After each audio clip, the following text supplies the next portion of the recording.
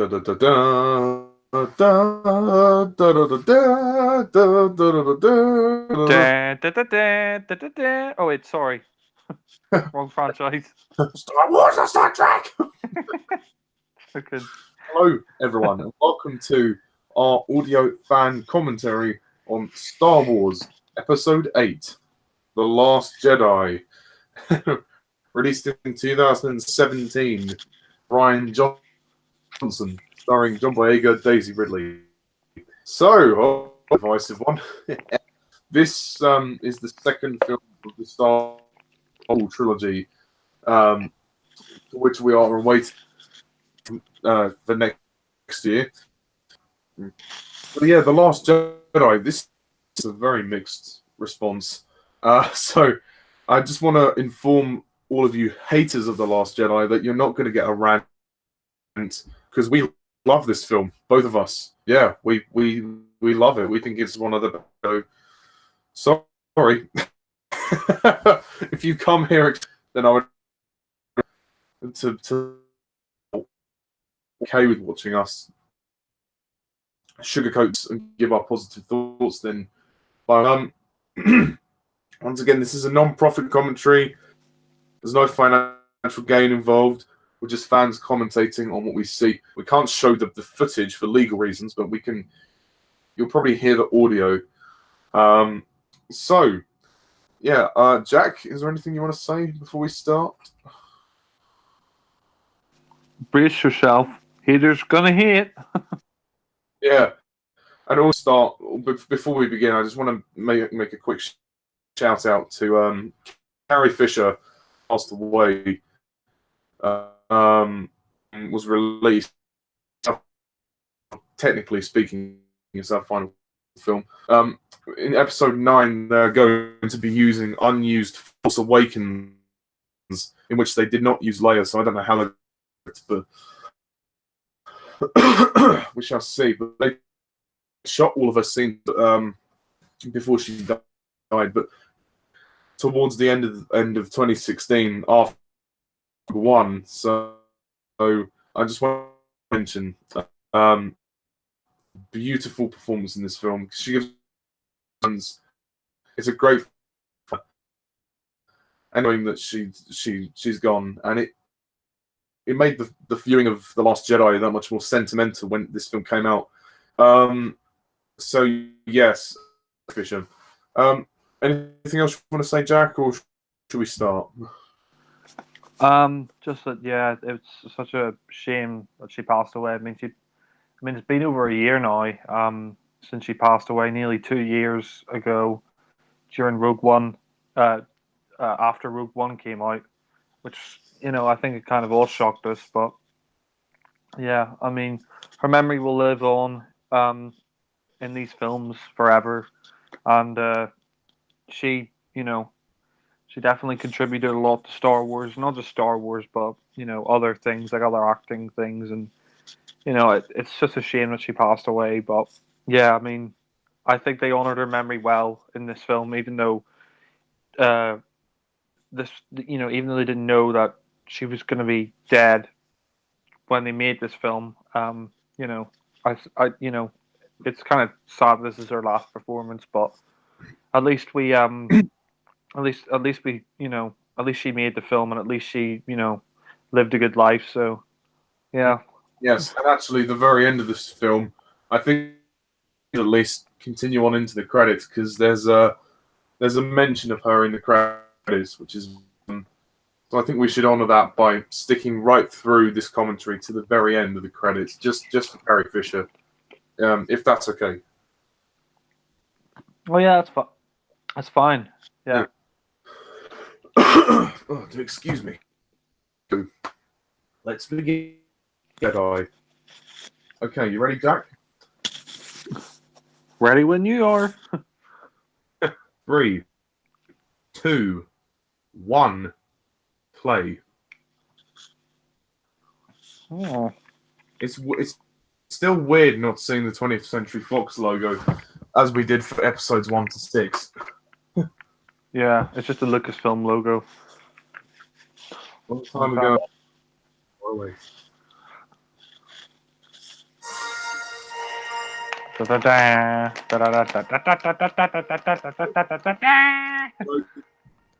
This movie time. Yeah. I mean, I mean, oh, were you gonna say something? I was just going to say, I mean, after the Force Awakens, which was good, this returns to form. For me, this one just takes it a whole lot further. Yeah.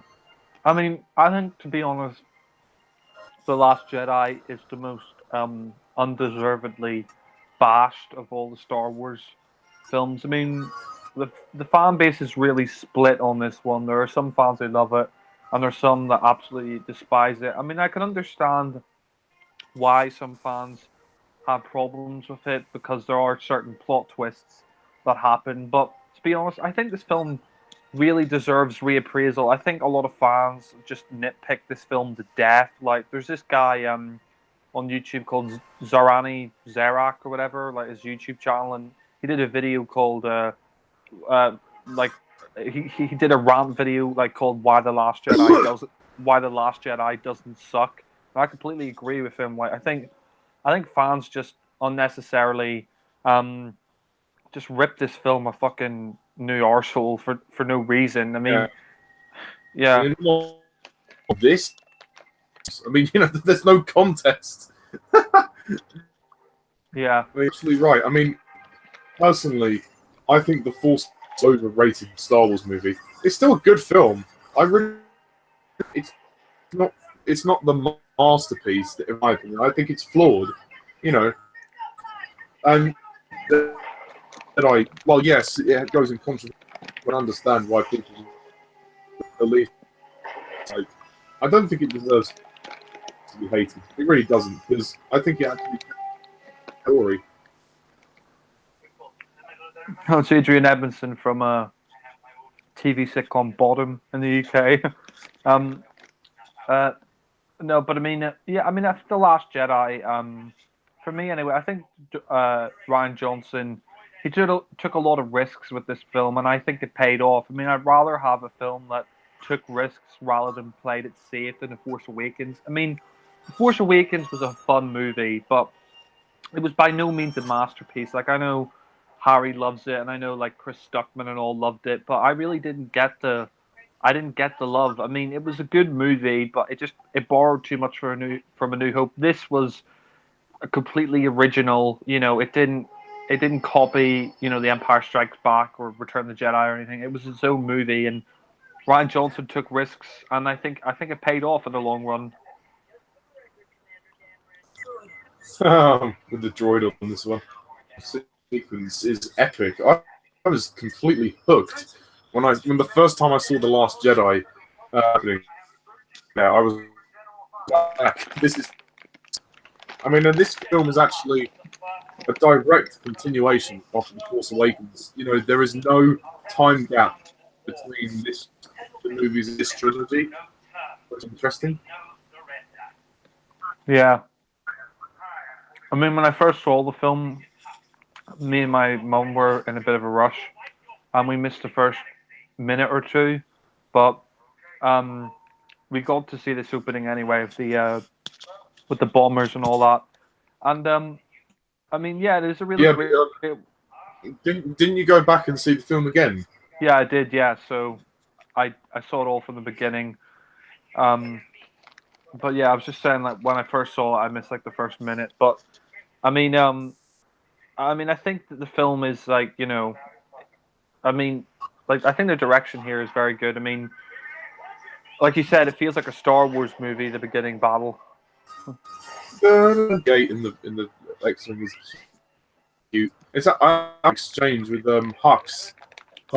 Two were overrated.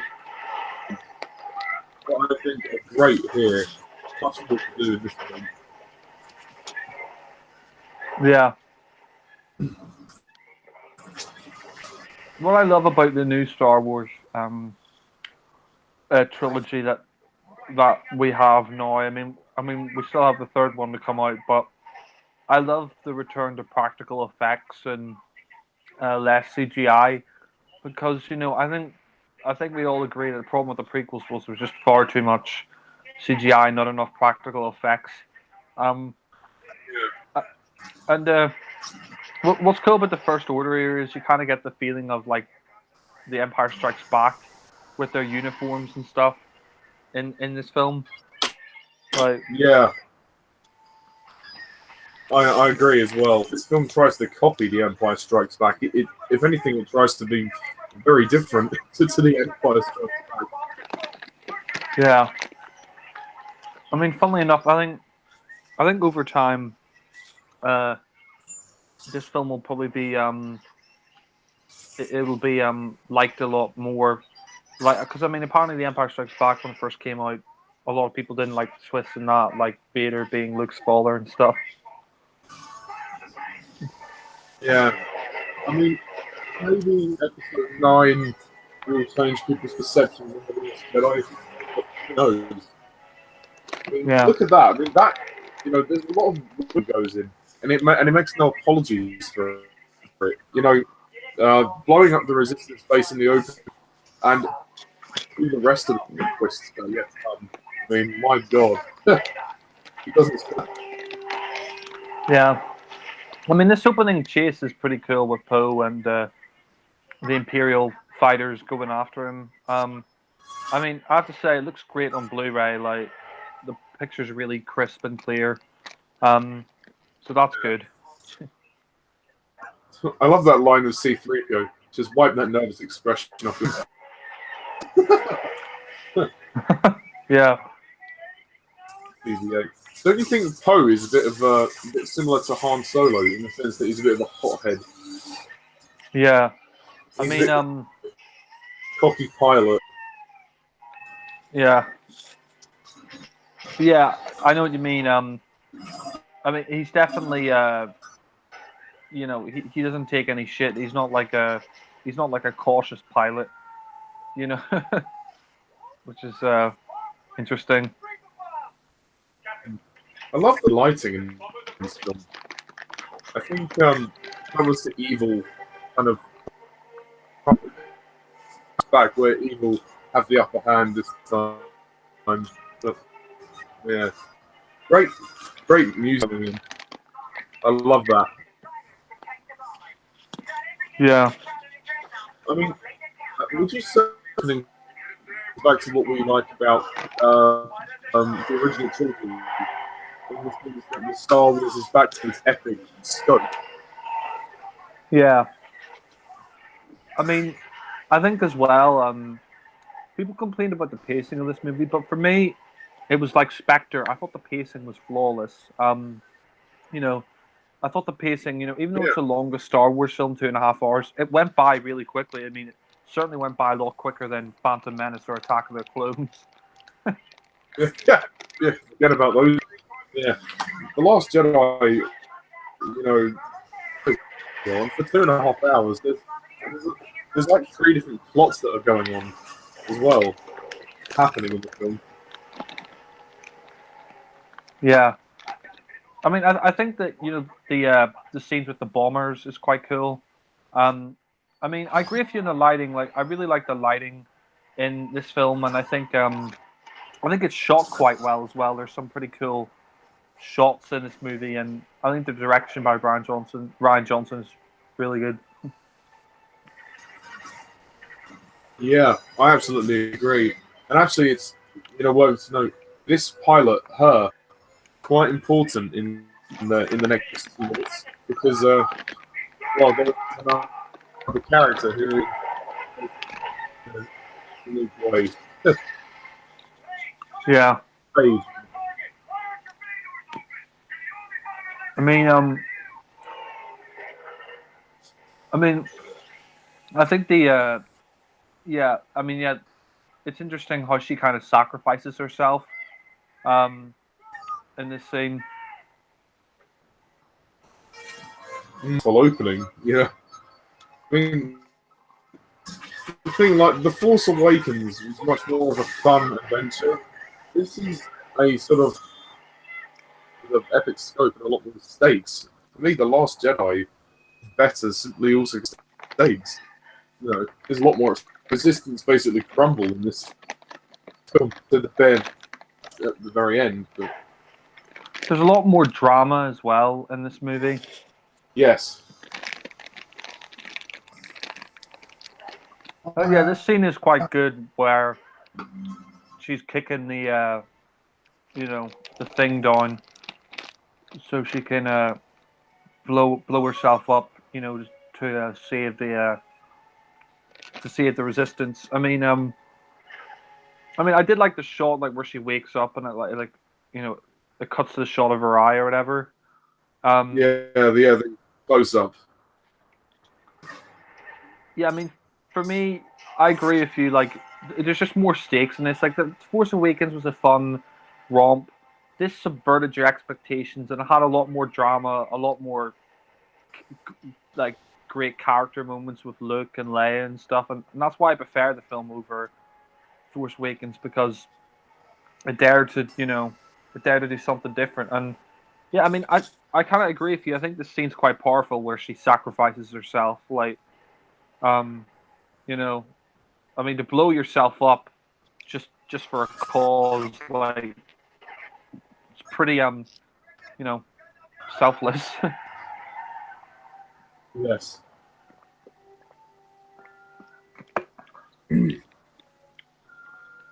But to be fair, if Poe had actually listened to Leia, if Poe had just turned back and retreated and not taken up the dreadnought, then Paige would still be alive. But yeah, that's something he has to learn. Yeah. Talking about The Last Jedi, I remember watching it with my mum, and my mum was blown away by it. Like when we first saw Force Awakens, she liked it, but she didn't love it. But watching Last Jedi, we were both blown away by how good it was. And I think, it's kind of weird. The critics loved it, but the fans were divided on it. So, yeah. Yeah, and overall, because The Force Awakens did so well, there's going to be that pressure of The Last Jedi to live up to it. And but I really think it did. Yeah, and exceeded The Force Awakens. That was an interesting little moment. We see very briefly in this film. the scene with Snoke. Yeah, the little hologram of his head. Yeah, I thought. Yeah, I think it's quite a good moment, like where he uses the Force to slam him to the floor. Reintroduced to Finn, played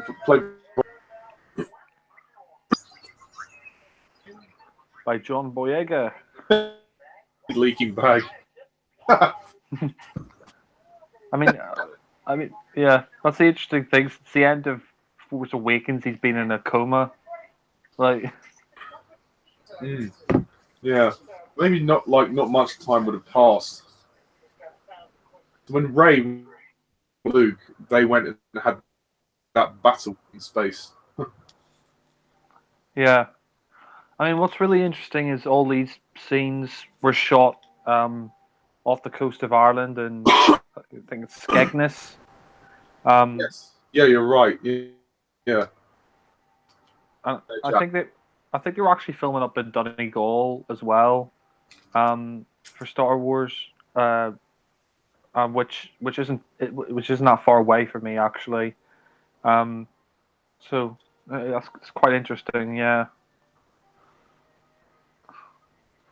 Funny how they had to recreate the exact same shots. Although the sunlight appears to be in this version, whereas at the end of The Force Awakens, not so much. Nobody expected a lightsaber like that. Yeah. When I was in the cinema, everybody laughed because at the end of The Force Awakens, she hands him the lightsaber, and he's just standing there looking at her, and in this film he just like chucks it over his shoulder, which I know some people complain that the humor is kind of like Marvel humor in this movie, but I have to disagree. I think people complain too much about the humor in this film, but I found it funny. I thought the humor was really was really well done in the movie. Like, it didn't bother me. Yeah. Plus, it's Star Wars. Star Wars has this kind of wacky, weird, and they haven't lost that in the Last Jedi. But we also see a very different Luke. We haven't seen Luke like this at all. He's almost broken, a broken man. The porgs. Yeah. I like the porgs. I know some people hate them, but I think the porgs are funny. Yeah, it's cool. It's interesting that Luke's Stardust, X-wing, whatever, is in the water. Is it crashed in the water or whatever? Um, yeah, I mean, people complained about Luke in this movie about him being, being, like a lot different from the Luke that we saw in the original trilogy. But I think people missed the point. Like you said, he's a broken man. I mean, all the stuff that happens later in the movie with Kylo Ren and all that, like we find out his history. Like, I mean, you can understand why he's like that. It's not, he's just suddenly a recluse for no reason. Um, I like that bit with Chewie as well. He's like, Chewie, what are you doing here? Yeah, no, I agree with you. And also, The Force Awakens did actually set that up for us. There's, gone, and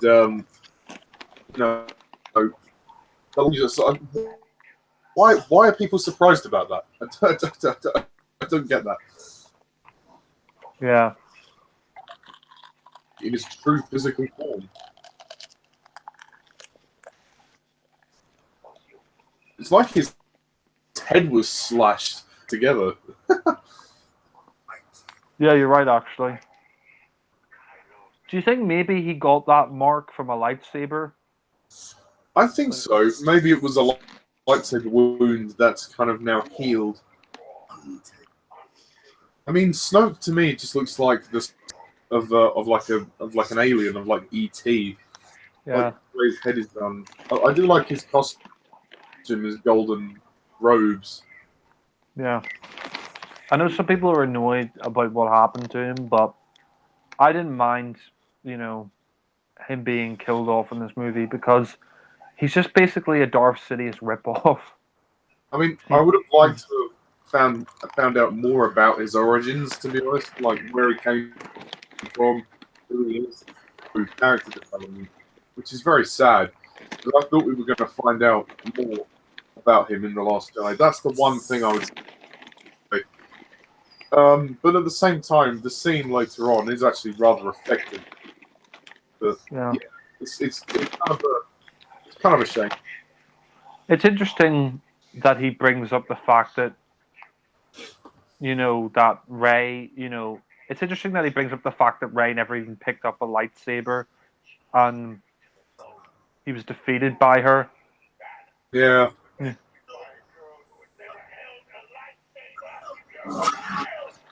Yeah, never held a lightsaber.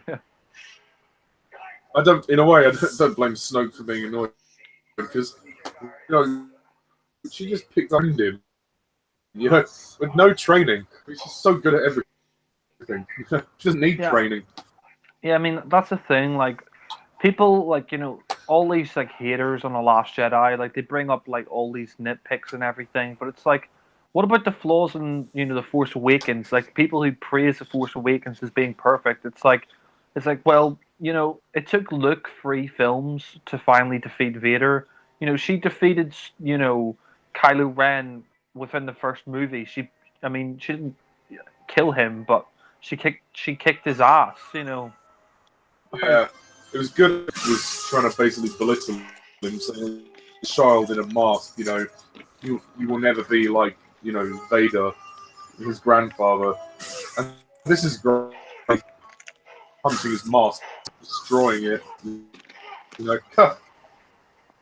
To me, like they've given him a kind of Anakin, like in terms of him as emotionally conflicted in this film because he killed his father, and now he's trying to prove himself to Snoke and then try and, but clearly Snoke is not having it, which is Probably why he kills Snoke, to be honest.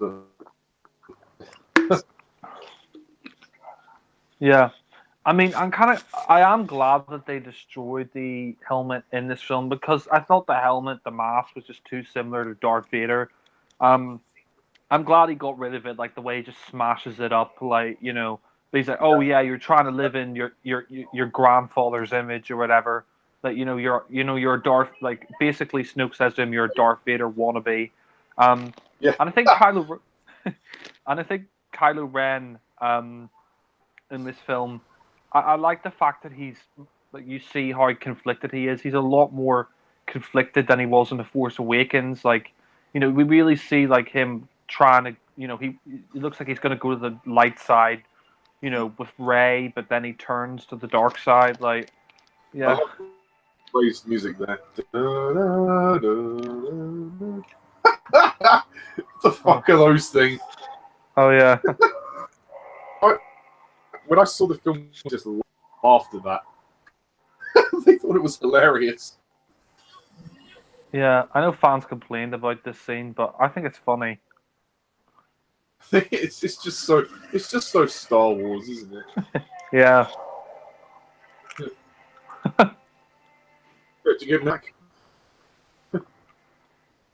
I mean, I think Mark Hamill here is really good as Luke. I mean, he's very cynical. I mean, Luke is very bitter and cynical, but I think Mark Hamill did a good job. Um, the way he doesn't want anything to do with the Jedi anymore. He's finished with it. Uh, and I and I think Mark Hamill does a really good job of portraying the fact that Luke, he just thinks that the Jedi are kind of obsolete because, even though they defeated the Empire, you know, the First Order are defeating the Resistance, and he failed, Yeah, and he felt he failed Kylo and all that, the Jedi Temple and stuff. yeah. In a way, he's actually quite depressed in this film. He just I failed this island, and rather Yeah, than rather than just stand right, he's lost all hope. It's interesting. I mean, despite the revelations about Rey, I believe that she's Luke's daughter. I mean, The Force Awakens set it up like a cloth. It was that she's Luke. Nine doesn't. Actually, I'm really bullshitting out, to be honest. When he said, "Oh, your parents are nobody," I think he said that just to tell. I still believe that Luke is her father, but yeah. who knows? They will do for Episode 9. You know, um, when he said your parents are nobody, I didn't mind that because for me, I don't know, I don't really like I think it would just be a bit too cliche if it turned out Luke was her father. I mean, it would be interesting if they did that, but at the same time, I just think it's, I think the Skywalker story is really done. Like, um, Well, they say Episode 9 is the last film of the Skywalker saga, so clearly there's more that they haven't. yeah, I mean, I wonder if Luke will return in Episode 9 as a Force ghost. That would be interesting. Well, apparently they're in talks with Mark Hamill about that, so I think he could come back as a ghost. And Lando is coming back as well, which would be great. Right? Yeah, Billy D. Ability. I do like all this stuff with like the ancient Jedi texts and stuff. Like we never seen that in the original trilogy. Actually, we never saw it in the prequels, despite however many times that we saw the Jedi Temple. They never showed us any of the. So it makes you wonder that what was the point of having the temple? You're not going to give us an insight into it. Oh well. Yeah. I mean, Then again, maybe the new scripts that Luke made into not for the one in the prequels, but who knows? Yeah, I mean, it, Bless you. yeah. Sorry, I'm eating popcorn actually. So Sorry. The popcorn. yeah. Um. No, no, no. But I mean, I think the movie definitely um you know it adds I think a lot more to Luke's character, like the ways like yeah like this bit that was in the trailer. It's time for the Jedi to end. I love that shot as well. How it's all in the dark and Yeah. in the arch.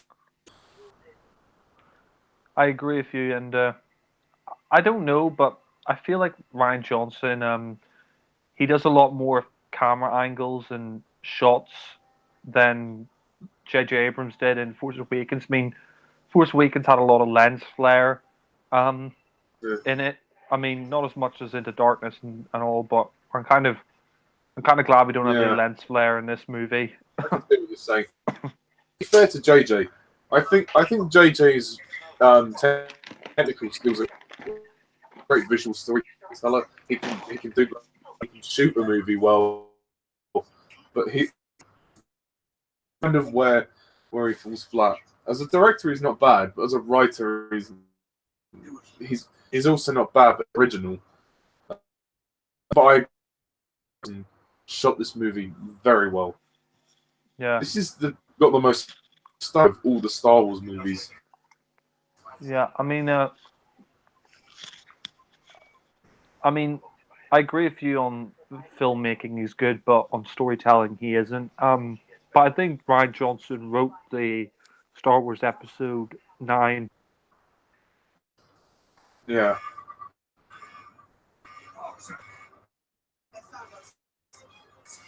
Are they still using Ryan Johnson's script for Episode 9, or are they using J.J. Abrams? Is he rewriting it? Well, I don't think Ryan's on for episode 9 because originally it was going to be Colin Trevorrow directing. He was fired. Well, he left due to creative differences. So they've probably I got a new heard, script.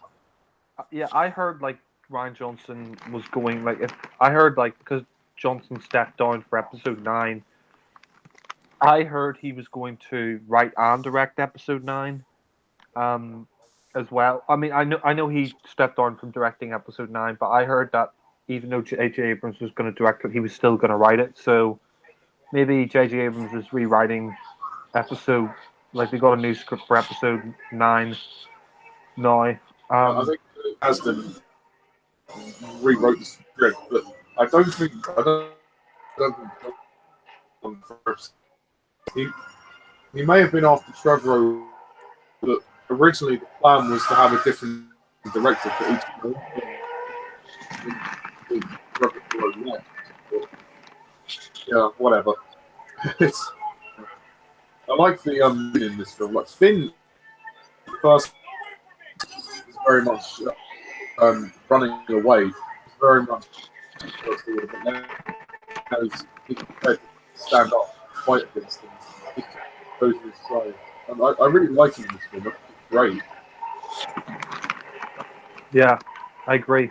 I mean, I mean, I think Kylo Ren here is a lot better as a villain because he's not kind of your stereotypical. I mean, I thought in The Force Awakens, Kylo Ren he was a bit more of a stereotypical villain. He was kind of like a, oh ha ha ha, I'm evil, like Be like,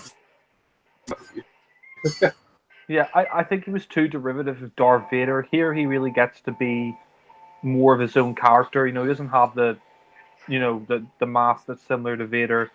He's a lot more conflicted because he wants to turn back to the light side, but at the same time he's still tempted by the dark side, and yeah, his hatred for Luke and all that, which makes him more interesting.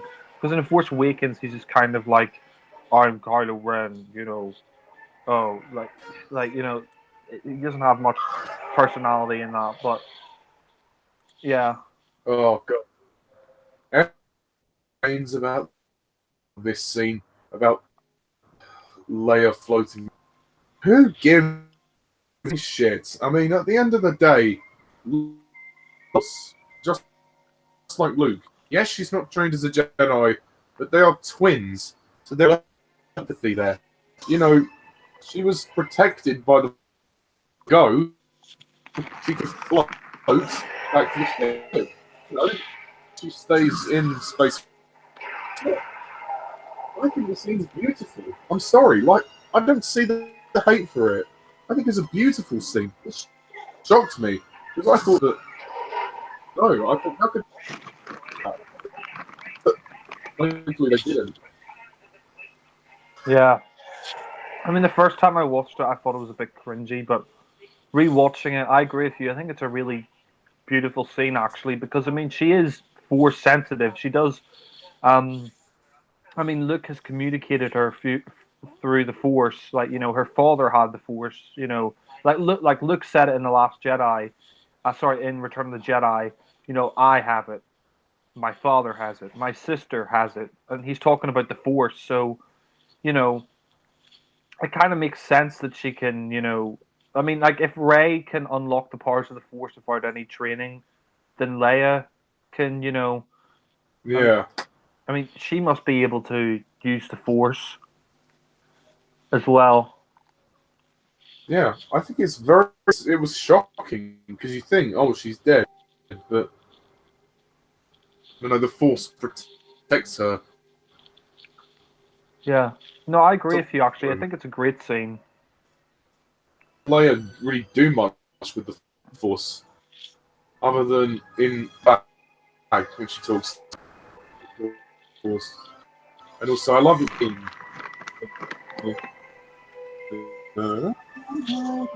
Yeah. No, This is I think the great. scene is done really well. Oh yeah. Actually, another thing to mention also, John Williams' music for the film. I mean, I think you can see that he's sort of running out of ideas at this point.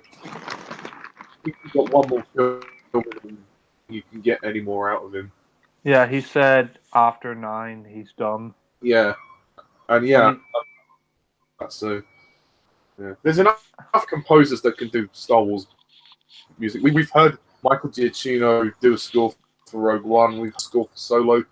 It can be done without John Williams, and John Williams has done enough. I think you know. yeah, I agree with you. I mean, he's in his 80s now anyway, and yeah, this scene is funny. Chewie's eating a roast pork. It's just funny. I like it. This is hilarious. Yeah. And the porgs are not all CGI. You know, some of them are practical actually. Yeah. This is an interesting moment when Luke and turns it on and reminiscent. Really, I mean, in a way, Luke has kind of people have said this. Said Luke become slightly like Obi-Wan in the sense that he's the hermit, and now he's as old as Luke first entered the dark. So, Yeah. and now he knows that Han is dead. I mean, I don't think he's quite as old as Alec Guinness was, as Obi-Wan in A New Hope. But I think you're right. He's become like Obi-Wan, except he's a lot more cynical. I mean, it's interesting. I think isn't that the same outfit that he wore in like Return of the Jedi, like the black cloak and whatever, like that he had at Jabba's palace and all. It might be. Although, blimey, I mean, he was only in his 20s there. I think a new Jedi uniform. Oh, that is a lovely reference to Carrie Fisher moment. Yeah. Yeah. It makes it all the more It's interesting. sad now. Departure from life. Yeah, you're right. Interesting and interestingly enough, this film came out during the 40th anniversary year of Star Wars last year. She sadly passed away before she could have seen the 40th anniversary of Star Wars, um, but I mean, you know, at least the film came out to honor her memory, and you know, thank God that Yeah, thank God she appeared one last time in Star Wars. You know. Oh, yeah. In episode 9, but it'll probably be much briefer, and the footage is obviously unused, so they're going to incorporate it in the script. But Jedi, yeah, as Admiral Akbar died, they completely that in in this moment, and you can see that Poe really wants to be in charge, but although, oh, was Akbar dead? yeah, they just said, "Oh, Admiral Akbar and the fleet are dead." So Oh, that sucks. I mean, I yeah, think the actor passed away anyway, but even so, the character's now gone. yeah, it's a shame. I And mean, yeah, people so much about. yeah, it's interesting we got here. Oh, Laura Dern in this movie, um, and people complain about her having purple hair, and I'm like, are you kidding me? This is Star Wars. Like people have had there's stranger things in this Star Wars universe than people having purple hair. But I mean, Purple. no, but I mean, yeah, I mean, yeah, I agree with you about Admiral Holdo. Like she, I think she's underrated. Laura Dern as Admiral Holdo. Like I think she's a good character. I mean, people complain about her being like, oh, like she's like a feminist character or whatever. It's like, what are you talking about? You know, she's just a female, you know, admiral. I mean, the most Um, common criticism that people claim is like, well, why doesn't she reveal her plan to Poe? You know, women this whole time and tell him anything. Well, she doesn't have to tell him anything. You know, and also it was a nice. It works for the film. To the film, knowing that we don't attention to the moment where she decides to sacrifice herself for the fleet, and that goes, oh shit, wow, she saved us. You know, I think, but I mean, you know, what? Anyway, not only that, but people said like she should have been a villain, but I never thought she was a villain anyway. I just thought Poe was kind of pissed off with her command. Like he thought she was too weak and indecisive. Um, I never thought that oh she's a bad guy. Like I just thought like she was a bit incompetent. No, that Poe thought that she wasn't doing the right thing for the resistance. Um, yeah. Here we come to a new character, Tico, who is the sister of the pilot that died at the very beginning. People will yeah, not only because of the casting, but character. But I say bullshit. So what if, you know, has Asian backgrounds? Who gives a shit? That John Boyega when he was thin, you know, well, you can't move.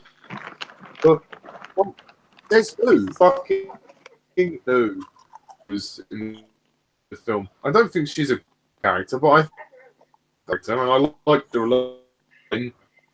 Even the, it goes too far towards the end, but you know, what's yeah, exactly.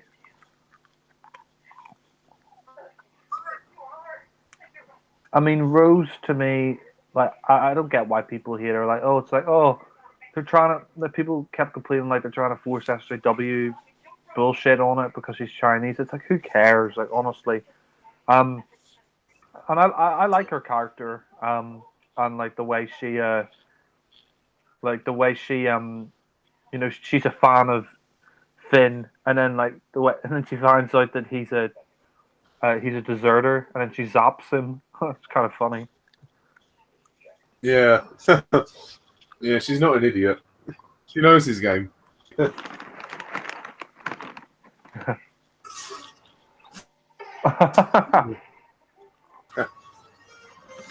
Finn has been fizzling with it. Look, his American accent is still very convincing. Interesting decision to. Apparently, they tried, and it really didn't work. It was like, oh, still you, mate. You know, it's as J.J. Abrams suggested to John Boy doing it American, and that was how they felt. It was done because I actually was American when I first saw the trailer for Force Awakens, but then it was like, oh, nice. Test. Does he put on an American accent for Detroit?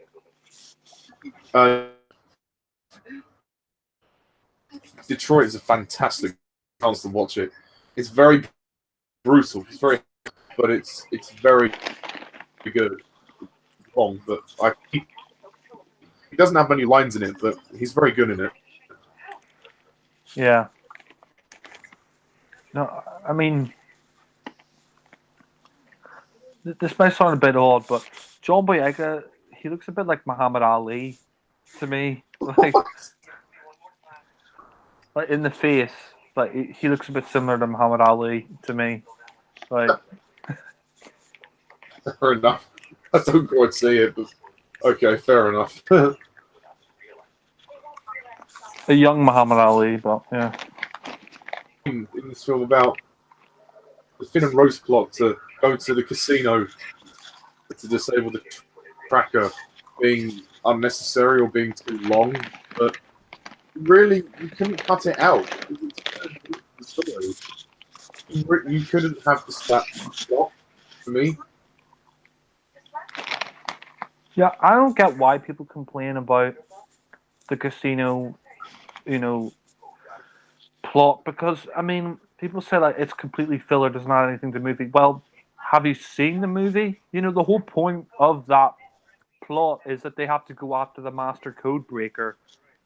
That's a reason they go to the fucking casino planet in the first place. Like, it wasn't like meaningless. It didn't add nothing to the movie. They had to go to the fucking casino planet because they needed to get the master code breaker.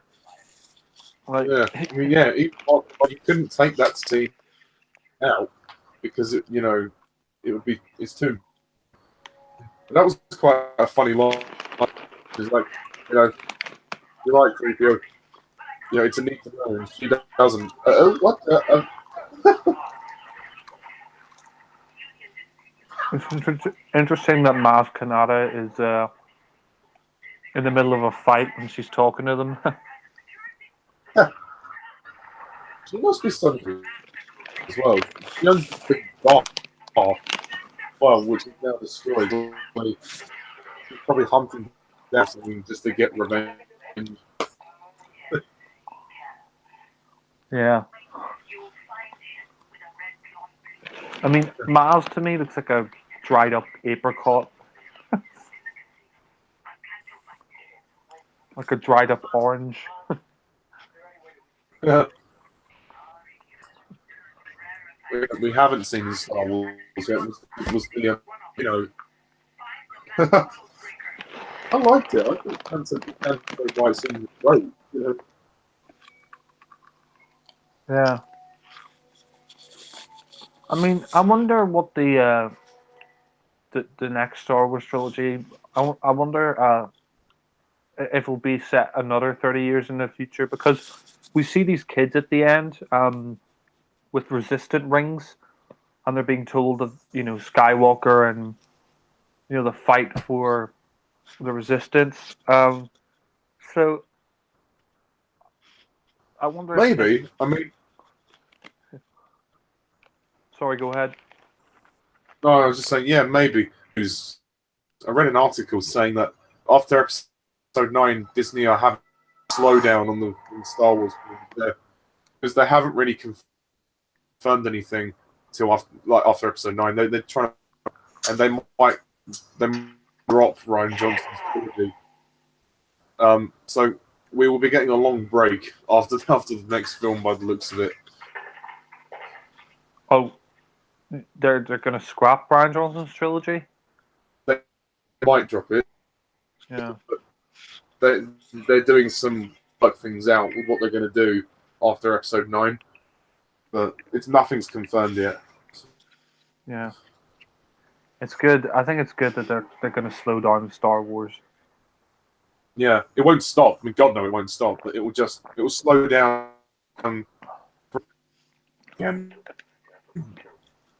Which is good. I mean, they're not going down a mark. Do 3 films a year. Something I can take that. Not because I love Star Wars. I couldn't take that. Yeah, same. I mean, we've had 4 Star Wars movies in the past 4 years, so we're not going to get another one. I mean, obviously, episode 9 we'll get, but after that, I mean, no rush to get any more Star Wars movies.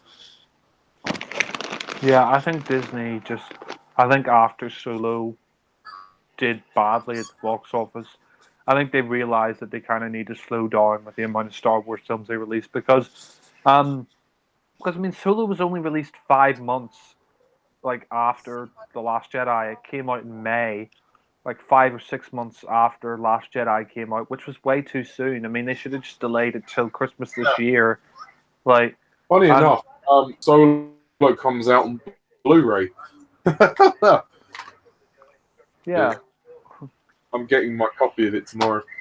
Yeah, I mean, it's so funny because Solo came out in the cinema the month that Last Jedi came out on Blu-ray, the month after, yeah, it was in April release 2018.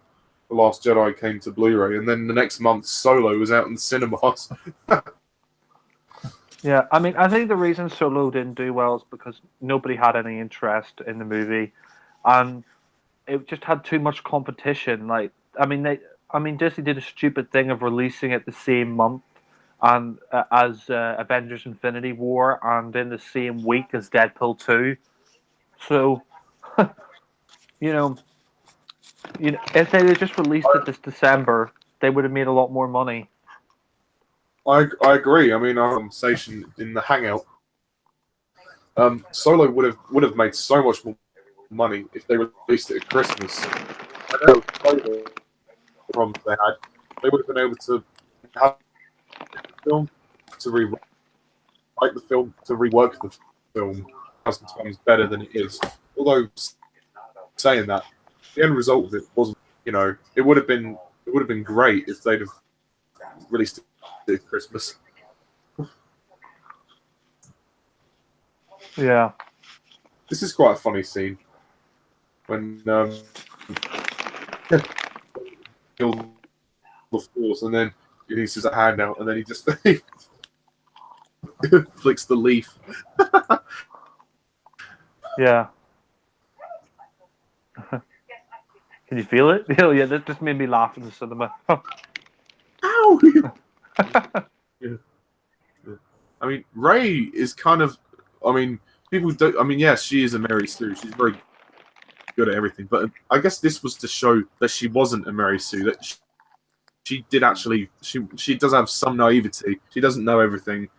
She is a little bit young and clueless.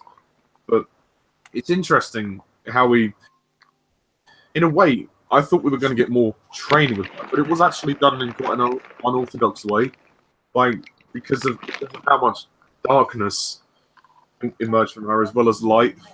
It kind of caused tension with her and Luke, which I think was great. Yeah.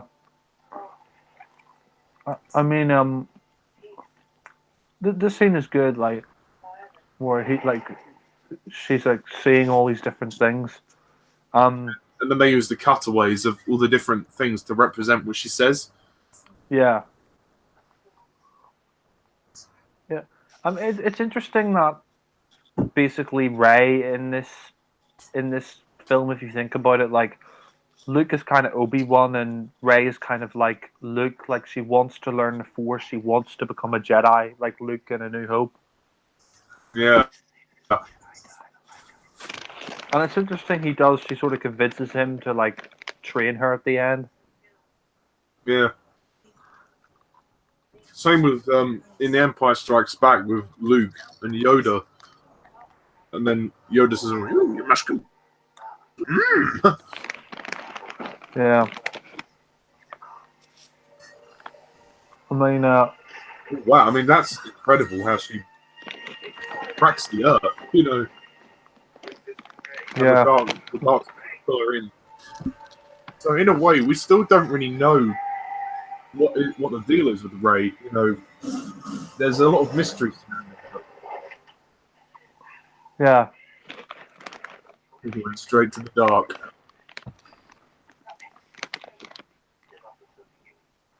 I have to say, Daisy Ridley is fucking sexy. Yeah, she's a cutie. She's very pretty. I fuck her.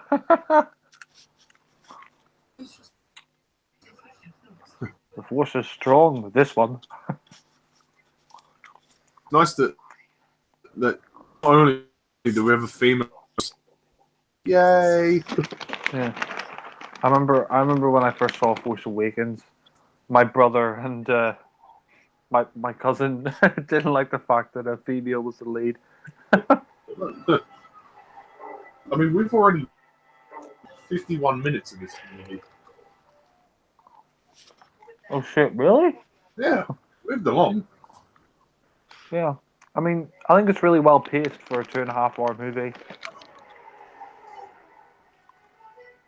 It's very well balanced, actually. I mean, Rian Johnson did a good job at balancing the three stories.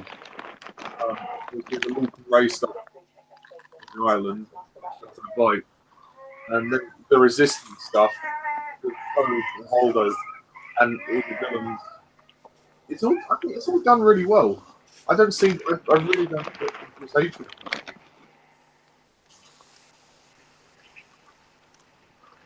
Yeah. I mean, I think Rey as a character as well, like you said, she's more flawed in this film, and I like this scene here where she connects with what's his name? Kylo Ren, yeah, sorry, through the Force. Rey and Ren, two peas in a pod. You know the way she delivers those lines when she says, "You know, you lost. I can't spoil them." I thought, "Oh, okay, she's going dark there." Yeah.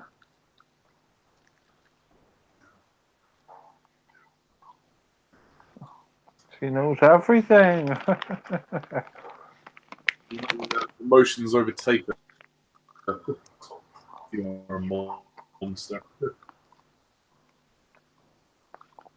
I have to say, Adam Driver's a good actor. He's a very good actor. So yeah, really well. I mean, you can tell how desperate Kylo Ren is to be on top of the hierarchy, but he can't because he's got Snoke pecking at him all the time, and he's living in the shadow. So he's just kind of can't. His emotions are overtaking him. But I mean, he had to prove himself. You know, that took some guts. Yeah. I mean, I have to say, like I like the casino planet in this film. Like, it's nice to go to a nice location instead of another fucking desert planet. You know? Yeah. Like, Too many desert planets. I'm glad that this film doesn't have any desert planets. Like that's a problem I have with Star Wars. Like, especially the new trilogy. Like, we had, like, I don't mind Tatooine, but it's like we had Jakku, and then we have the desert planets in Solo. It's just enough of the desert planets. Can't we go to why can't we go to another forest planet like Endor or some other kind of planet? You know? Like, Yeah, I agree. I mean, this is a cool planet. I like it. Canto Bight. I mean, it's in a way the Mine's Cantina in episode 4. you want to? Yeah, I agree with you. Could you imagine if Daniel Craig was there, like, shaken, not stirred? What Look can I like a, do? Feel like I give a damn. I or, love this or it's little... like, oh yeah, this little guy with the coins.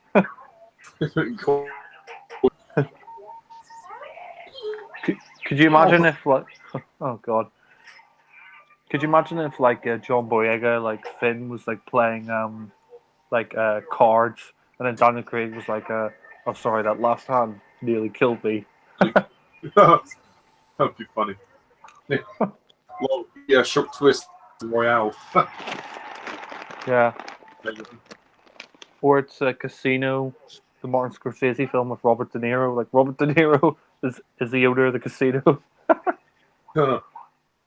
Some people said that this whole subplot, this little mini subplot with the I think the Fathiers, I think that's what they're called. Some people thought that was but I didn't mind it. I mean, it just kind of illustrated how cruel the First Order really are. I mean, it didn't need to be in the film, but I like it. Yeah. I mean, I like this little side mission that Finn and Rose go on. It's kind of nice to have this little subplot within the movie. Like, In a way, it's not really a side mission because they have to get a code breaker to disable the trackers so they can slip past the First Order. So it all ties to the main. Yeah, I agree with you. no, yeah, actually, you're right about that. It ties to the main plot, and I really like the casino scenes. Right, like I agree with Mark Kermode. You know, if they remove the casino scenes, you know, it's too integral to the film, and you know, this guy's kind of funny. The code breaker. Yeah. It looks pretty funny. It was the stuff. The good thing about Star Wars is it's entertainment for the whole family. So, you know. Yeah, not that. All right. Yeah.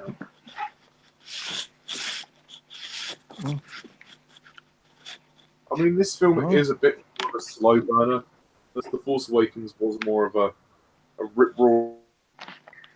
But this still has a lot of stuff going on, for me anyway. Yeah. It's not boring. No, it is long. Yes, fair enough. It's long, but I think it's worth the 152 minutes.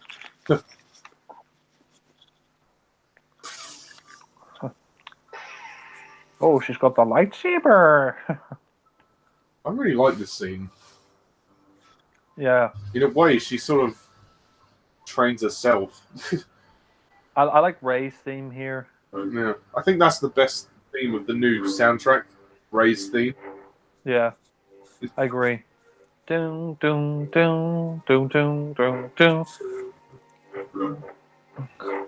I agree with you about John Williams. Like, I do like his soundtracks for the new Star Wars films, but they are just kind of a bit too similar, a bit too samey. And I think that's just because he's a lot older now. He is in his, I think he's 86 or something. So,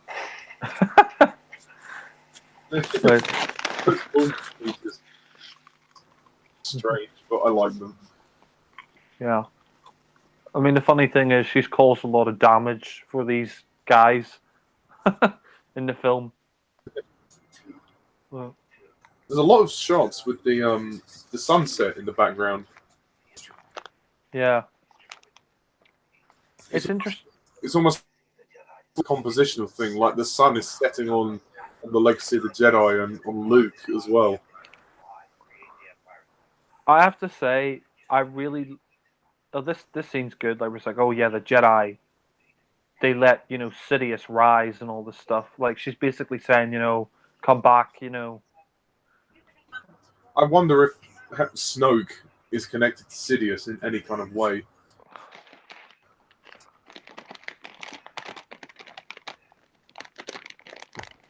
Ben, my nephew. Yeah. This is still about a family, you know, about the Skywalkers. Yeah. I think you can see that Ray for him, and she doesn't blame him for what happened. I mean, we sort of get two different versions of this event, this incident when he temple. This is the first time that Star Wars has shown a flashback, actually. Yeah.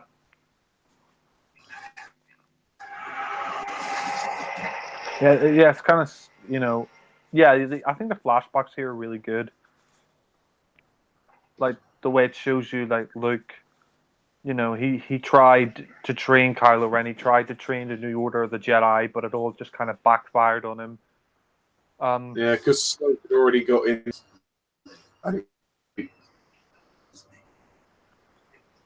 Yeah. And he blames himself. That's the thing. Like, people complain about Luke being really cynical and, a lot different from the Luke you saw in the original trilogy. But that's the whole point of the movie. He's a broken guy. Basically his whole world was turned upside down. He wanted. I mean, he defeated the Empire. He wanted to train it.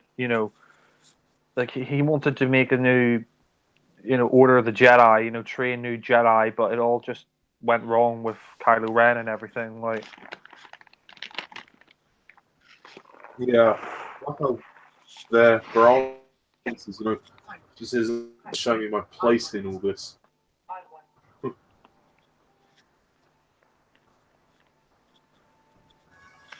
Kylo failed to you. I won't. That's a nice moment. Yeah.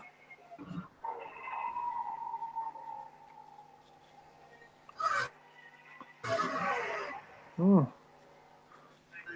I mean, I think the sets are great here as well. I mean, of course, Disney can afford it, it's not Yeah. labouring them. Yeah. Oh, it's a trap. I thought that was Lenny Henry when I first saw the film. Lenny Henry in a Star Wars movie. That would be interesting. Maintain our current course. I'm hoping, the amount of ships that are being taken, it's really not work. You've got to try and speed up a bit, really.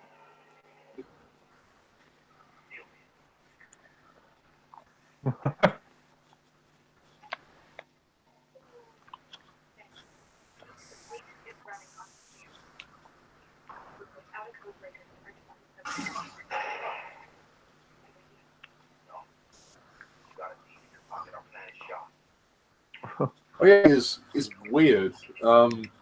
DJ, the code breaker, he's a really weird. I don't know how else to describe Benicio del Toro's performance here. Yeah.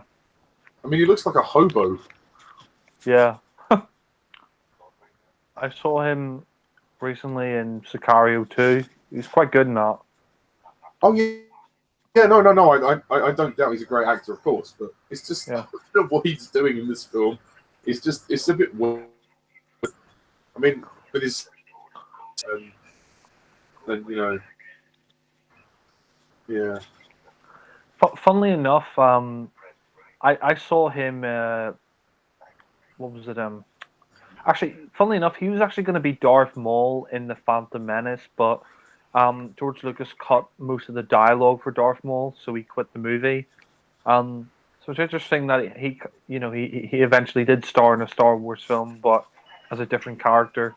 And I mean, Benicio del Toro, talking about the movie, like Mark Kermode actually said he did a Kermode and cut back in April, saying that that people called him a Disney stooge for liking The Last Jedi, but he said go out and buy the DVD and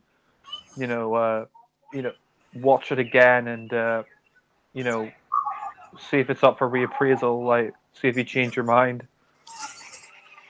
Well, apparently, I read this article that The Last Jedi outsold Black Panther DVD sales. So clearly, there are loads of people that do like it because, the DVD has been selling. Yeah. Oh, look at the coins. I think I do like this part of the plot, like just Finn and Rose going to the planet. I mean, it just adds something different. It's not just Ray, Ray, Ray. They focus on the other characters as well. Yeah, and in a way, they give all the other characters more focus, especially Poe and Hux. They get much more to do than they did in The Force Awakens. I mean, Poe was presumed dead in The Force Awakens, like towards the end. Yeah. I mean, what do you call those big things? Oh, the big horses. Yeah. Apparently, they. Oh. It's interesting that the kids, are fans of the Resistance. Like they hate they hate the First Order as well. I mean, the kids are being used basically as slaves, and they've been captured. So, I mean, obviously, there's because of the end of the very last shot in this film sets it up. Yeah. And Go, go, go, go, go. this is a pretty fun scene. Stop enjoying this. And they're going off. It's like the Grand National, but with these creatures. Star Wars. I love how they trash the casino.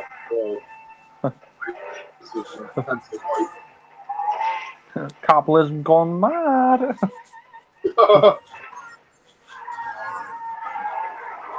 The opera singer thing. Alien. That's I quite love the interesting. counting them. Oh, do you mean little small guy with the coins? Yeah, the little. Yeah.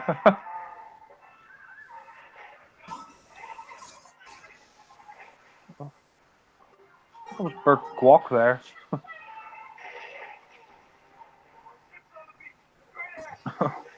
No, I find this scene really fun. Like, while they're running away. I think. Woohoo!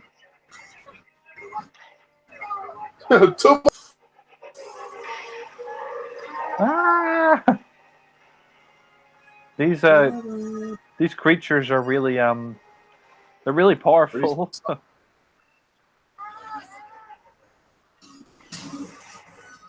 There it is.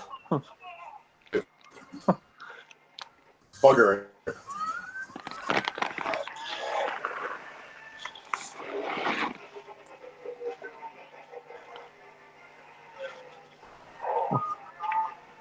Oh, they're off.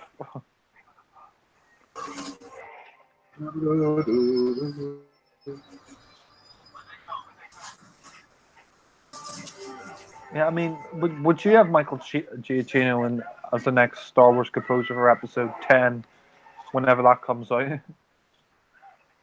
Yeah, I would actually, because Michael Giacchino, the guy gets around. I mean, he's done so many scores recently.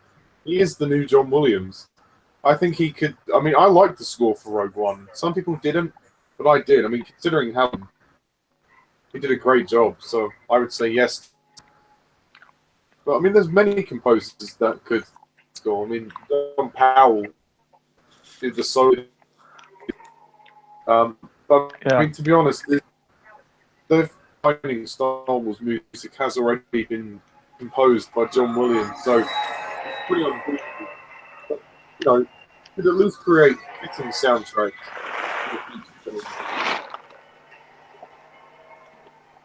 Yeah, I mean, the soundtrack for Rogue One, I really liked. The Da, da, da, da, da, da, da, da, da, da, da.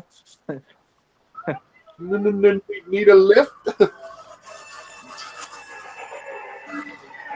Let's go for a ride, buddy. I mean, one good thing I will say is we won't get another Star Wars film until December next year. So Yeah, we do have a break. Still got over a year. I don't think anybody's considering how it was out after the last Jedi. I think that in the break is.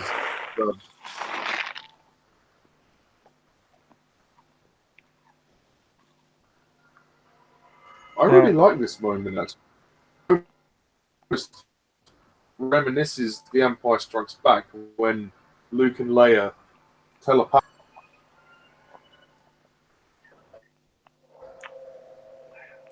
Luke.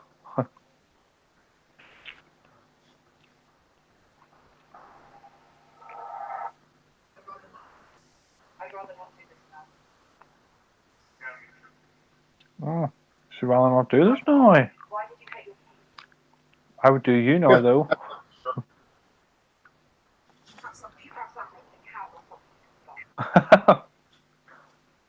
People complain that he had his shirt off. It's like, come on. It looks like he's jacked up on his baby oil. Snoke just did this just for pure fun. Snoke bridging the before. Yeah. Yeah, I think he's doing it to fuck with them. Yeah. I mean, I'm surprised she just can't. I mean, it's kind of interesting, like how he manipulates her.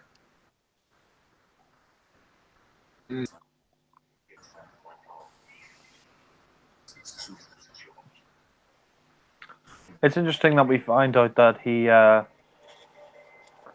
that Luke saw the darkness in Kylo Ren, and was about to kill him, and then Kylo Ren tear down the temple. I mean, I think Luke made a mistake. He just I think Luke said he turned on his lightsaber, because he sensed the evil in him, and he said it was. But it's like Kylo Ren woke up and mistook, basically mistook what his intentions were. Yeah. And then that was it.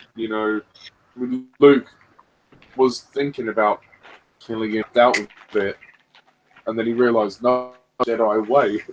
Because I was worried that they were going to turn Luke evil in this film, but thankfully not.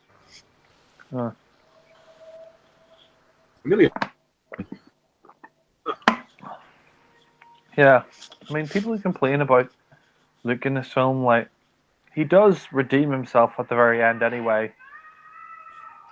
He does, yes.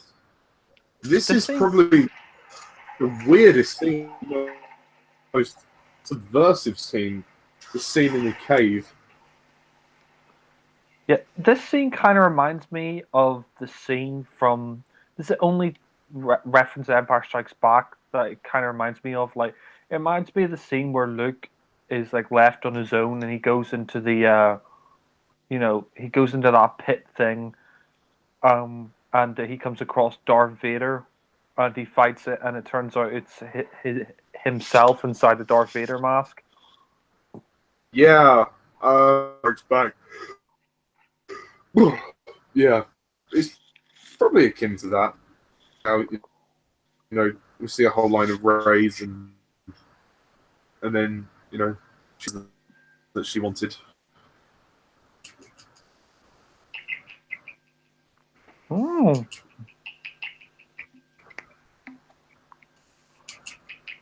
Oh, she's clicking a lot.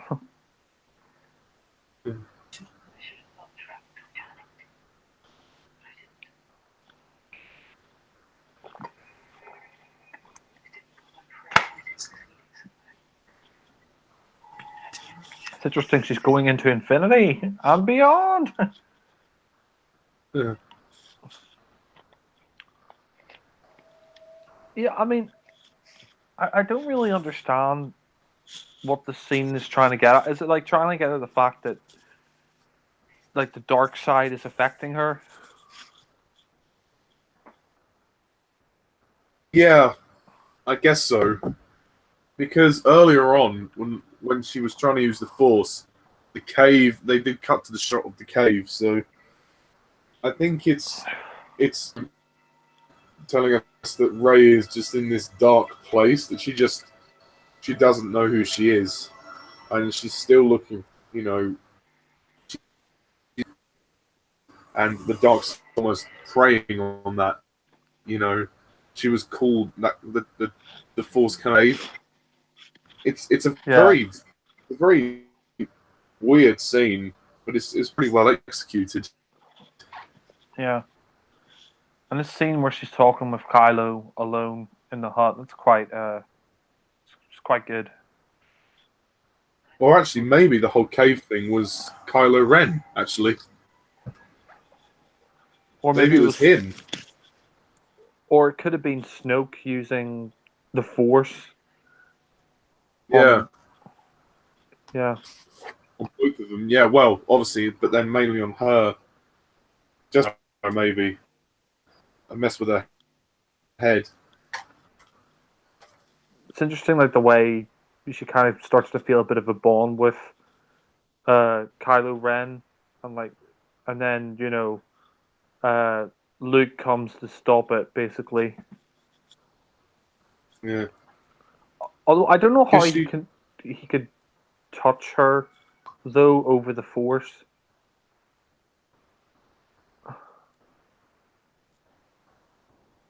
well, because they're connected, they can see project each other. I don't think they physically. It's just that through the touching. Yeah. Stop. But it's interesting that there is still good in him, and that Ren to the light side, but also turn to the dark side. Yeah. It's interesting. Oh shit.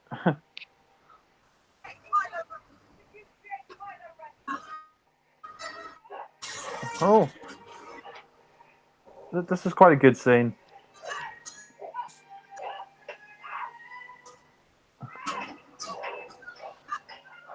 Oh yeah. Oh yeah. Mm.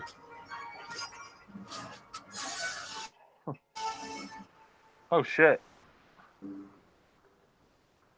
Why would you kill Luke Skywalker? Are you crazy? This is really well shot. The lighting and the cinematography is beautiful. Yeah.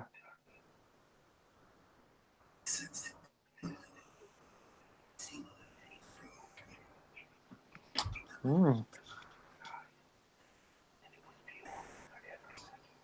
Oh shit. Yeah. Snoke was the catalyst in this situation. It's interesting. He's got his lightsaber there from Return of the Jedi.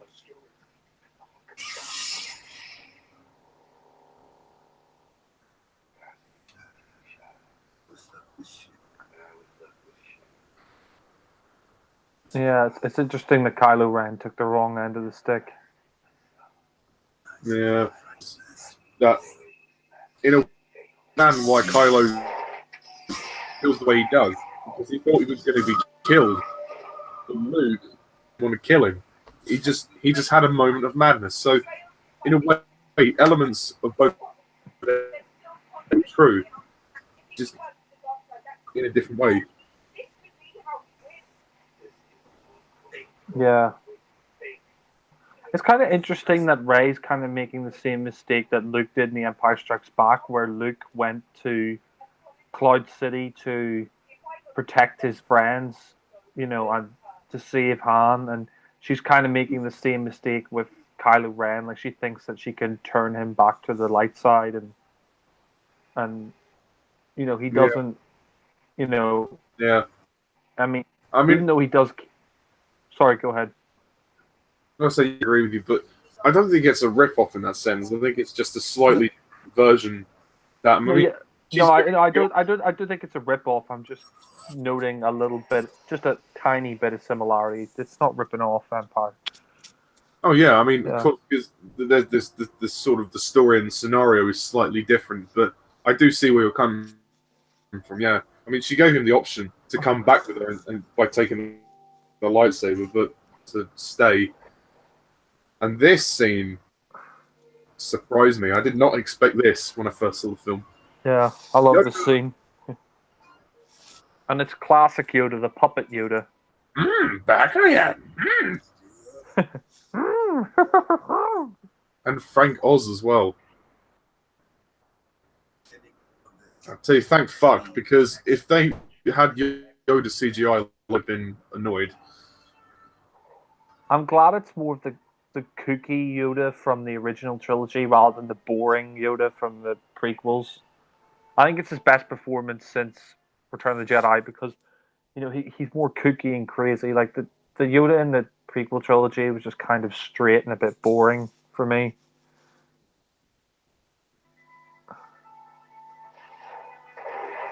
Yeah, this is a good scene though where he burns the Jedi texts.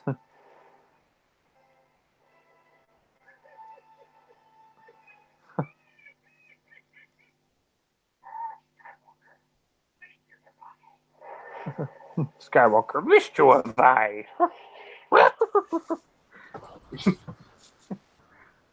Nice Yoda impression. Cheers. Yours is good too. Thank you.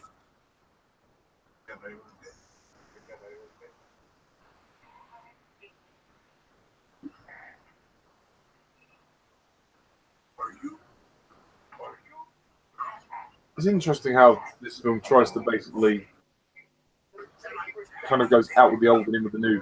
Tries to get rid of, the old Jedi order and create a new one. Yeah.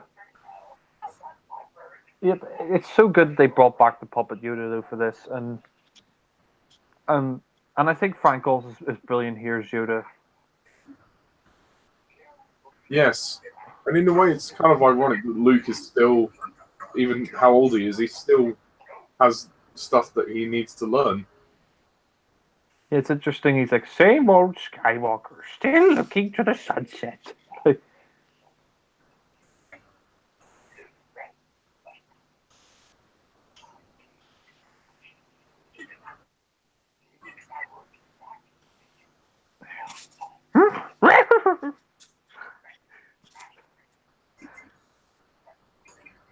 No, I mean, I think Yoda. I think this is definitely his best performance since Return of the Jedi, and it's the best scene that Yoda's had in a long time because this is classic Yoda. This is the Yoda that I knew from the original trilogy, not the CGI Yoda jumping around like an idiot in Attack of the Clones against Count Dooku. Yeah, I agree with you. It's a lovely scene, and it's really nice to see him back just for a cameo. And, because it was unexpected. Nobody saw it coming. But I think it's a great scene. And yeah, because Yoda in the prequels was just kind of boring. Even though he was cool. I guess in Revenge of the Sith he was quite good. But even then, he didn't have as much personality. Yeah. And also, the CGI just wasn't good. Yeah, I agree. I mean, Yoda, yeah, he had no personality really in the prequels. I mean, in the originals, he was this crazy, kind of lovable Jedi Master, but he was smart as well. And I like that scene. I think it's one of the highlights of the movies, the highlight of the movie because, like, like he's like the ancient Jedi text. He's like, oh, read you have them? He's like, page turners, they were not. Like, and I like the fact that he says like basically she knows and already enough about the Force. You don't need the Jedi books.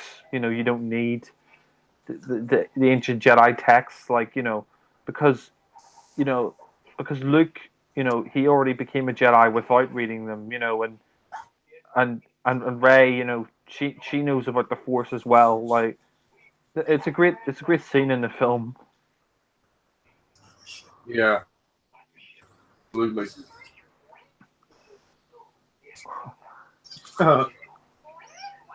It's quite interesting how his character is is a thief in the movie.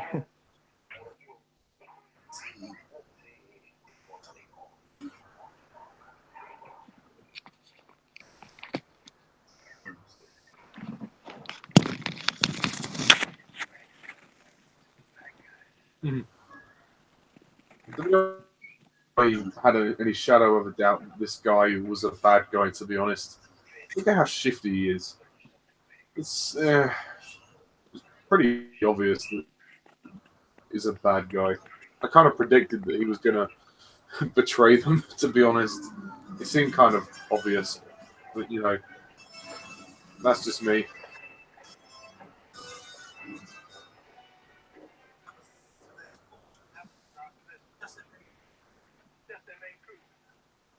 This is what we mentioned earlier about how this film raises the stakes. Force Awakens. Because a lot of the resistance have actually died by this point.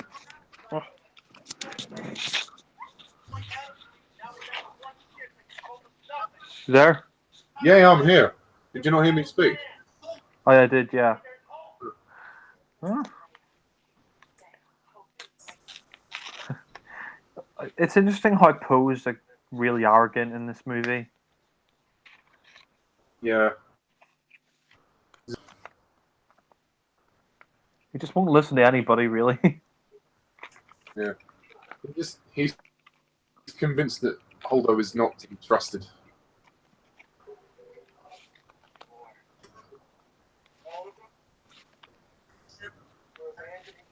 Yeah. He just thinks he's a weak leader.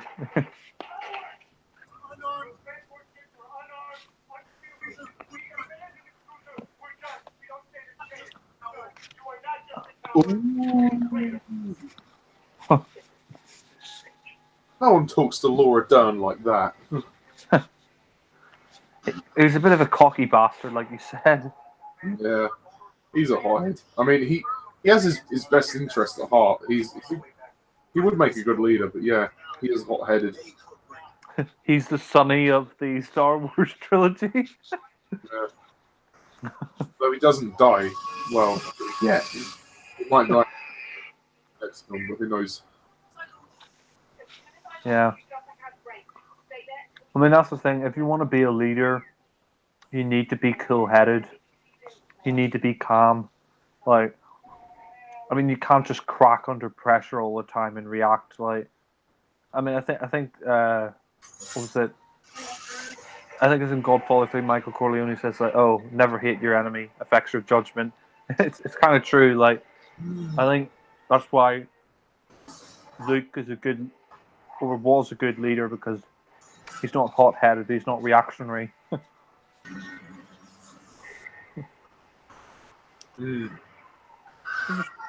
Interesting how she gives herself up to Kylo Ren. Only so she can try and turn him, but in a way, this scene coming up with Snoke has elements of Return of the Jedi, I would say. Yeah. You know the stuff with Luke, Vader, and the Emperor? It kind of reminds me of that. Uh-oh. Jeez, that's creepy. It's like I've been waiting for you. Took care of me personally. Yeah. I'm surprised Kylo Ren doesn't hate Rey, considering the fact that she scarred him and like beat him up. Well, he's certainly not going to thank her for it, but he could potential. Like, I think he just wants to turn her over. I think he just sees I think he just sees how powerful she is with the Force, and he thinks that it's better to have her as a friend than an enemy.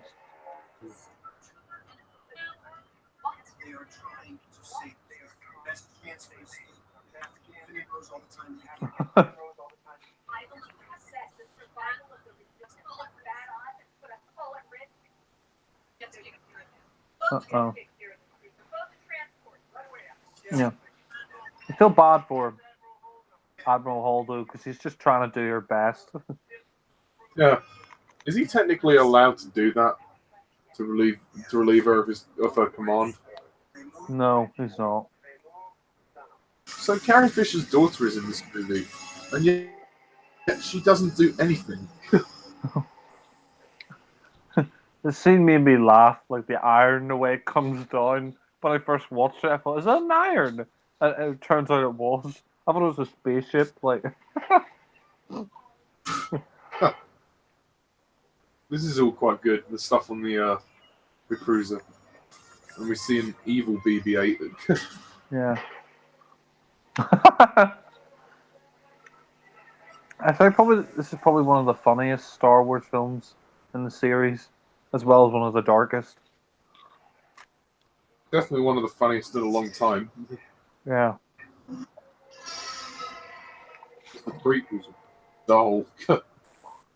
Prequels had no humor. Even the humor in Revenge of the Sith was slightly cringe-worthy. The humor in the prequels was unintended humor. You laughed at the acting and the script. Yeah, not with it, at it. Yeah. Rey's new look in this film. In the second half of the film, like her Jedi look. I prefer her hair that way. That's just my preference. Oh. Yeah. Wow. It's a bit of a long one. She's a ray of sunshine.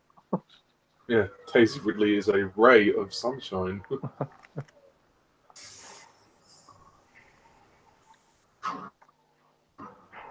I like how it's all like red. Yeah, I agree with you. Although I do think the guards are a slight alteration of the guards in Return of the Jedi. Yeah.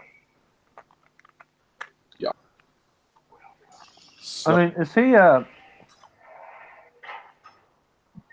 mean, technically, since the Empire's like gone now, like, do the First Order have an Empire, or I are guess they just?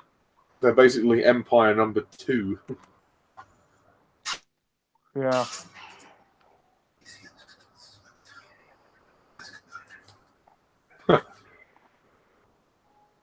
Oh, that's nice. He gives her a pendant back.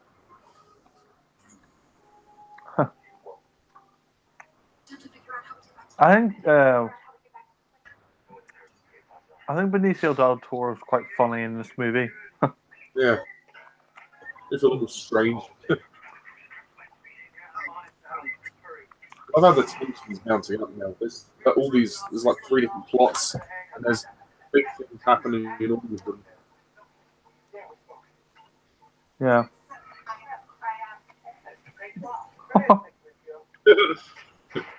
3PO, so much in this film.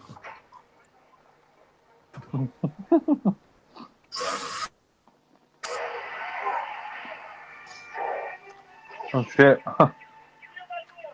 It's interesting how she turns the tables.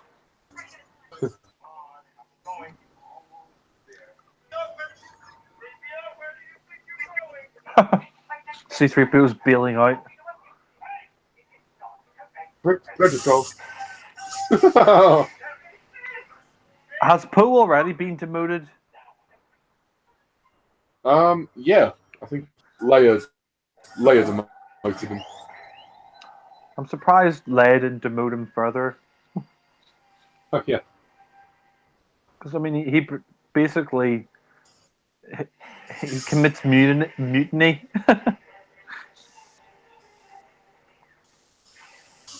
I think after this, Emma talking to.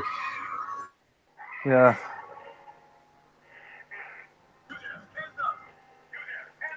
Oh, they got that close. The great thing about the Star Wars films is that is that even the original trilogy, like all the sets and costumes are made in London. I mean, they do a fantastic job with the sets and costumes, like the and it's all British British made. Mm. Nice to see Leia's back.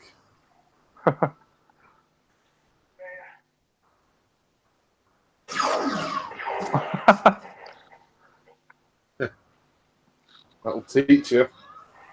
Yeah, you got it. Also, in Captain Phasma for the first time in this film, and Phasma does not last very long.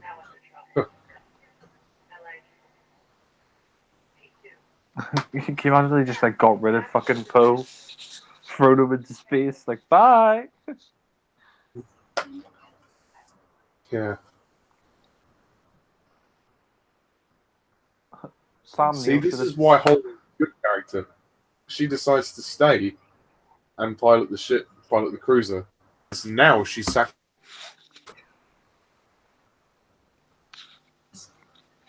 Yeah, you're right. Actually, it's interesting if you think about it. This is the rebels or the resistance at their lowest low. I don't think they've ever been this vulnerable to the Empire in the entire series. Like, even in the Empire Strikes Back, I mean they are kind of defeated, but they're never like this. They've never been in in this much peril. Like in, I mean, because there's not that many of them left, and they're all in these small ships. I mean, as I said at the start of this hangout, by the end, there's only a few of them left. Like, it gets really, really, like, to be honest, Yeah, rises. I think Andy Serkis gives a great performance as Snoke. yeah, Talent is his voice. I think he's but he's also proven himself to be a very good the motion capture artist, and also just a good actor in general. I just wish the Snoke was a more memorable character. he should be. I was he should have won an Oscar by now, Andy Serkis. I'm confident one day he'll win it. Motion capture role. So, To be honest, I think maybe his best performance is Caesar in the Apes trilogy. yeah. Well, that's Gollum as well. I think Gollum in the Middle Earth movies. Yeah, he was also great as Ian Jury. Mm. Hit me with your rhythm stick.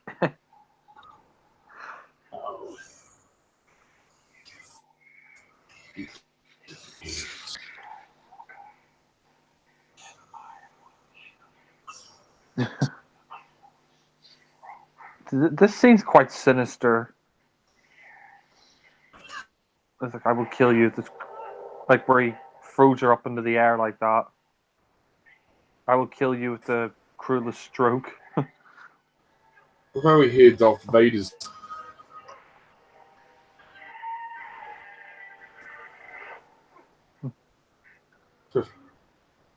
Yeah.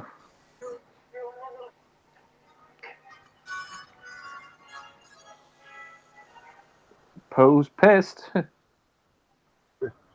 Poe.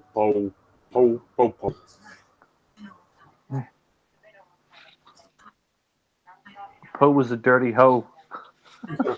Dirty Poe. 50 minutes left.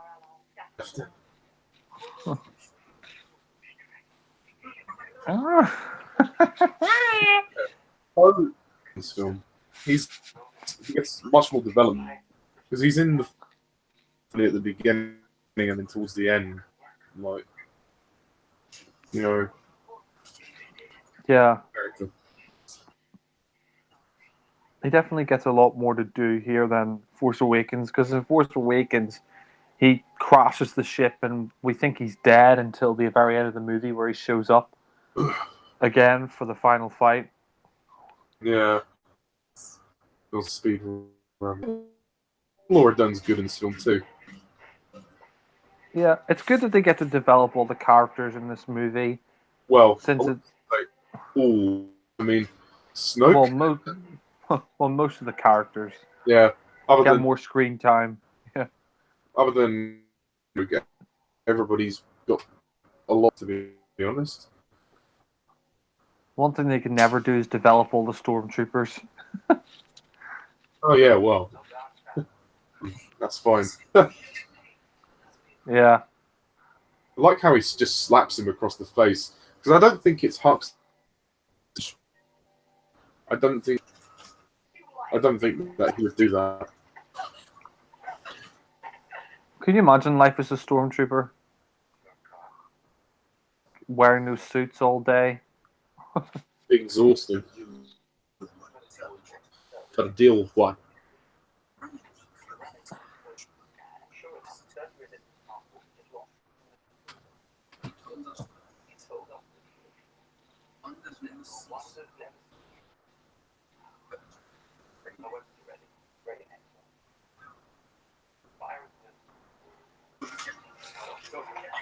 Oh shit.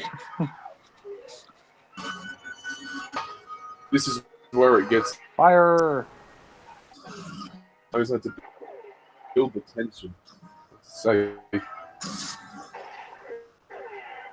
definitely does.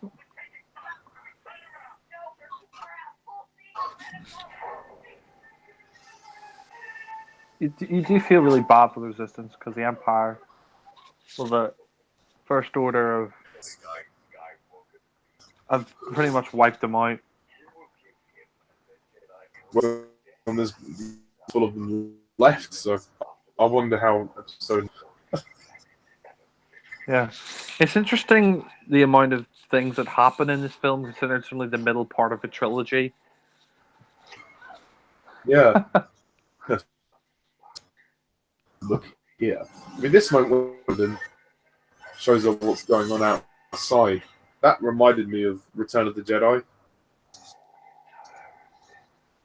Yeah, I do think this scene kind of copies Return of the Jedi. It's the only scene in the film that kind of rips off a scene from another Star Wars movie. Yeah. But Rey's very quick to. She's very aggressive in this scene. Yeah. Yeah. You know, it's not the right way to go.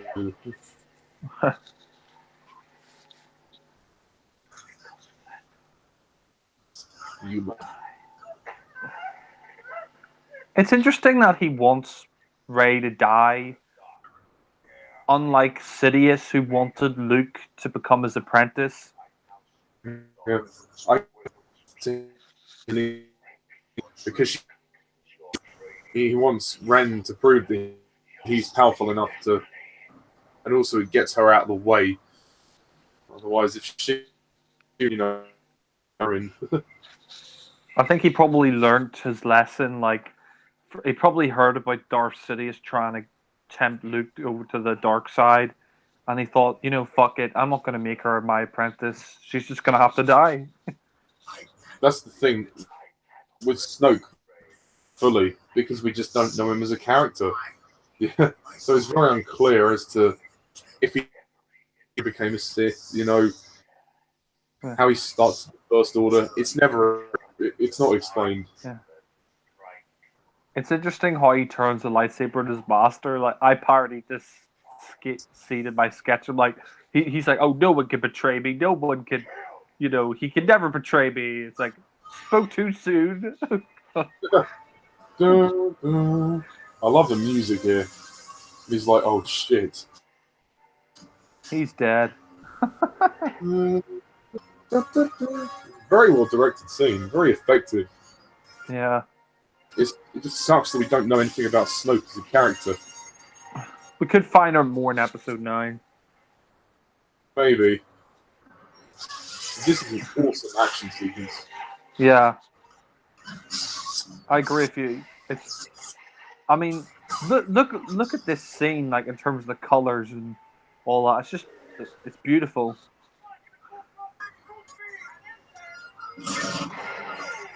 I'd say The Last Jedi, in terms of visuals and like the color scheme and the whole look of it, it's a very gorgeous film. Oh, yeah, stunning for a Star Wars movie. You murdering bastard!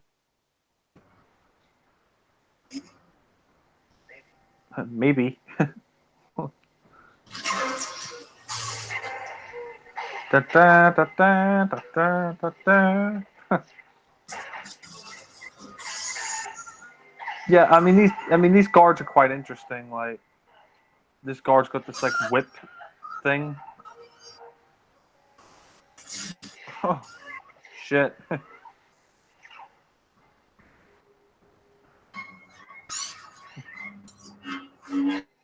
This is a great action scene. Ray is rooting for it. Just make you wonder. He's got a lot of darkness. Yeah. I think Ray could become a Sith because she is so powerful.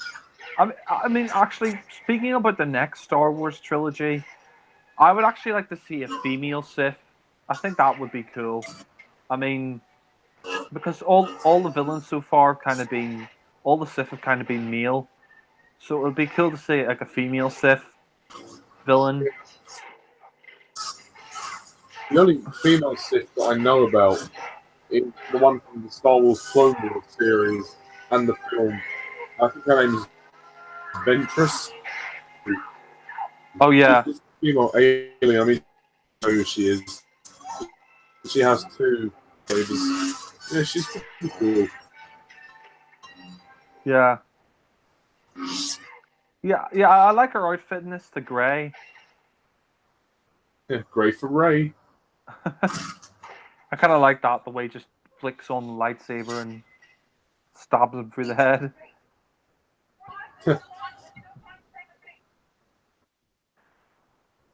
Oh dear. Just when you thought he was going to turn good. I like this twist. You know, he just kills his, he's just killed Snoke. And you think he turned back to the light side, but he's still on the dark side. Yeah. I think it works as well, because you think, oh, okay, he's good now. But no, he just wanted the power for himself. And he's basically just saying, yeah, fuck everybody else. Let's just you and me take over the galaxy.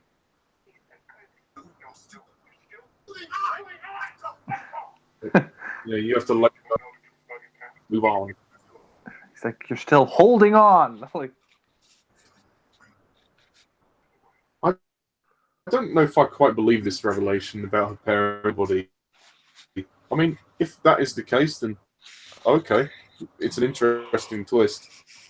You know, it just makes it redundant because you built her up to be very important to have to know where she comes from. I think he is literally just a turner to the dark side. But I don't know. I mean, I will either confirm or deny my suspicions. do you think he wants to get romantically involved with her? Like, have her as, like, basically his wife, and, like, he'd be, like, the Lord, and she'd be, like, Lady. I don't know, like, king and queen of the galaxy or something? I don't know. Like, I don't know. I mean, I don't think so. I doubt very much, because for all we know, they could be related. So, I don't know. That would be interesting. They could be cousins, or I doubt very much they're brother and sister, but they could like be cousins or something like that. Yeah. Yeah, I feel bad for Admiral Holdo. Because, I mean, you realize she's a good character in the end. Yeah, what she does. She sacrifices herself to stop the, Yeah. Adrian Edmondson there. I wish Rick Meal was in this. Unfortunately, he passed away 4 years ago. This is good. No, I literally thought, oh no, it's the dark side, but nope, the lightsaber. It's interesting how the lightsaber breaks Yeah. Yeah, after all this time. you're right. It is interesting. Let's make this hurt. Yeah, Phasma.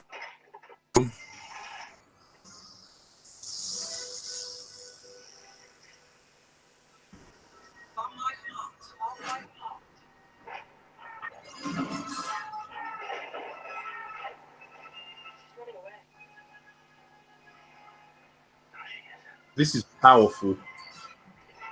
Yeah. I remember watching this. There were a few gasps after this scene. People were shocked at this, and my family especially. I looked at my sister and she gasped her hands. Couldn't believe it. Yeah. Cut together so well. It's interesting, like how the lightsaber breaks apart as she breaks the ship apart. Like, it's Yeah, good symbolism. the music. Yeah. And then just silence. Shit. Oh my god, that is wow. It's really well done with the way it's like just completely silent. Yeah, and mystic.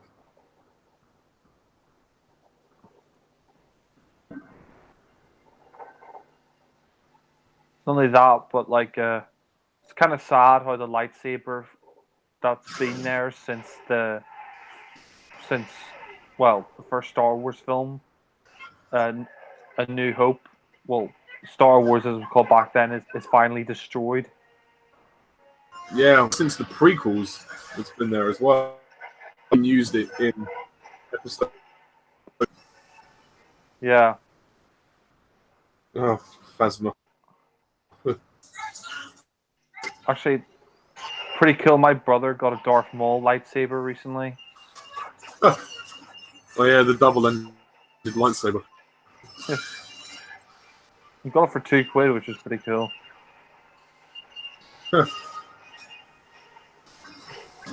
BB-8. He's basically a football. Beach Ball 8 name. I can imagine him like a penalty shootout. It's like this fight between Finn and Phasma.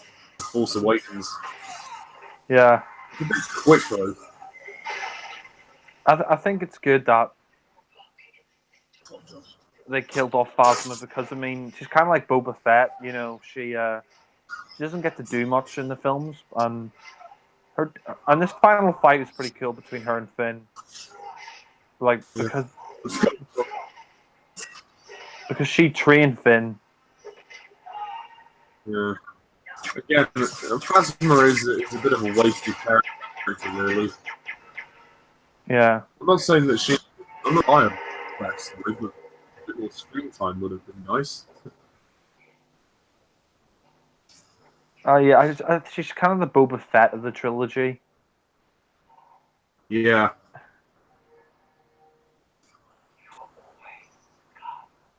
You're always scum. Rebel scum. I love that line. Yeah. And then she plummets to her death. Yeah. I mean, there's no way they could bring her back in the next film. It would just be stupid. Yeah. Hey, need a lift? They managed to just about get away.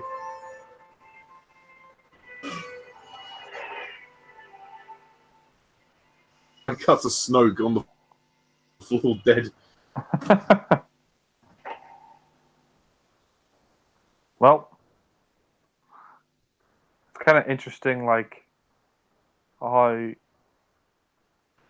Kylo Ren manages to spin it like it's like, oh, it was her.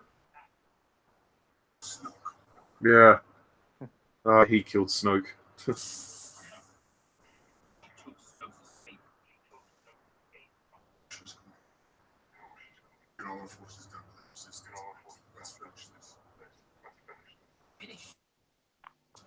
Who do you think you're talking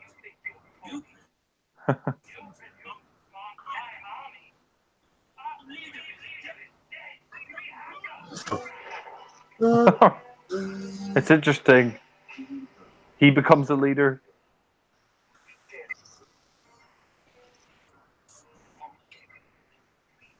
Long live the supreme leader. Basically, I mean, Yeah. Kylo. To be honest, Kylo Ren's just power mad, and he made himself even more powerful now by killing Snoke. Yeah. Now he's the leader of the First Order. Yeah. He tried so hard in The Force Awakens, and then Snoke just belittled. You can't match up to a girl who just wielded a lightsaber. I guess it was, his way of one-upping Rey by killing Snoke. Like you said, proved he was powerful. Yeah, I think Kylo Ren. To be honest, I think they should just kill him off. Like, I don't think he should be redeemed. I think his character should just be killed by Rey. Like, in episode. Well, I think Ren will probably die in the next film. Yeah. I mean, I don't know how Snoke could have survived, unless he's a clone, which is unlikely. I think it would be too predictable if they. I like this. So he's like, "Where's my droid?"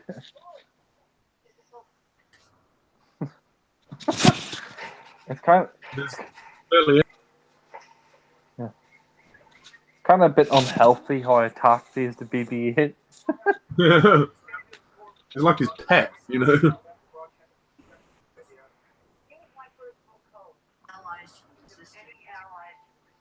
Yeah, I mean, Carrie Fisher, to be honest, she doesn't look the best here. Like, I don't know what's up with her nose, and she looks quite like she looks a bit ill, but it's a shame. It's a shame that she passed away. Like, this is her last. It's not her last performance in Star Wars, but I mean, it's a lot, sort of. Because I guess the next film will be performance. yeah, you're right. Still interesting, I think. Yeah, crystal. Yeah, those crystal things are pretty interesting.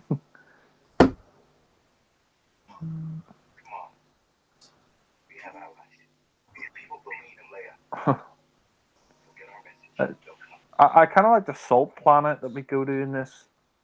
Crates, yeah. It's interesting on this salt. It goes. The footprints go red. You know, it's red in the Last Jedi. Yeah, it's interesting because you could play this as a map on Battlefront 2. Yeah. What if you download it? I played this map on Star Wars Battlefront 2 online. Hmm. They have this as a map that you can play on. There's that soldier there next to the guy is Gareth Edwards, who directed Rogue One. They gave him a cameo in this film. I actually didn't notice that until you pointed that out.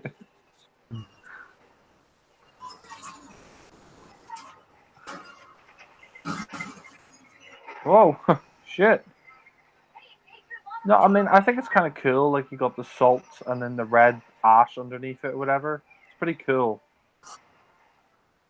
I mean, that's one thing I would say Rian Johnson did well is that he gave us some really cool new environments and new planets, not just kind of desert stuff. I mean, I'm not having a go at J.J. Abrams, but I think Jakku could have been a lot more original. But yeah, I agree. And also, he gave us this final battle is awesome. yeah. I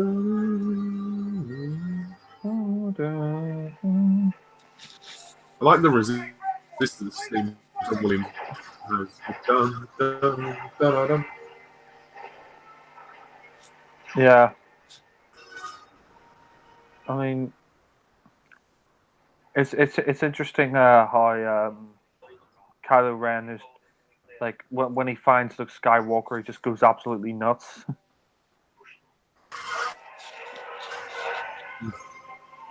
We've got 30 minutes left. That's moving along.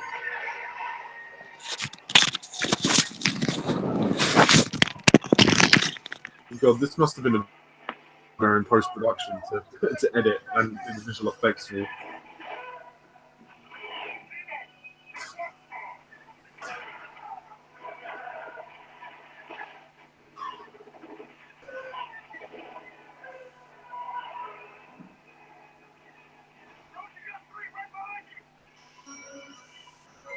Oh, ooh.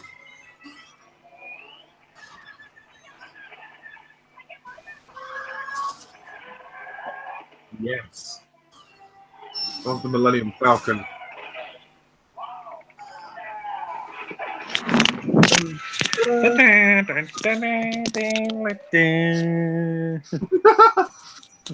I love the porg.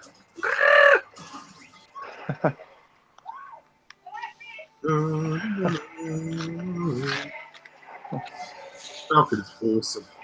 You can't destroy the Millennium Falcon. Out of the sky! I love this moment when the Falcon, the crystal pit. That's brilliant. Do you think the stormtroopers get paid money? Probably live on the space station, don't they?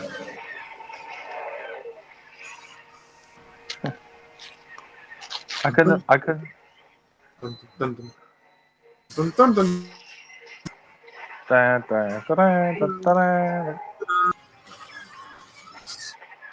So good.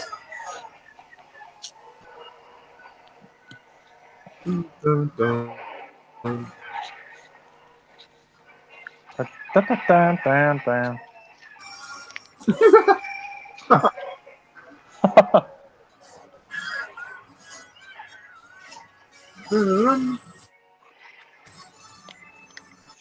This is incredible.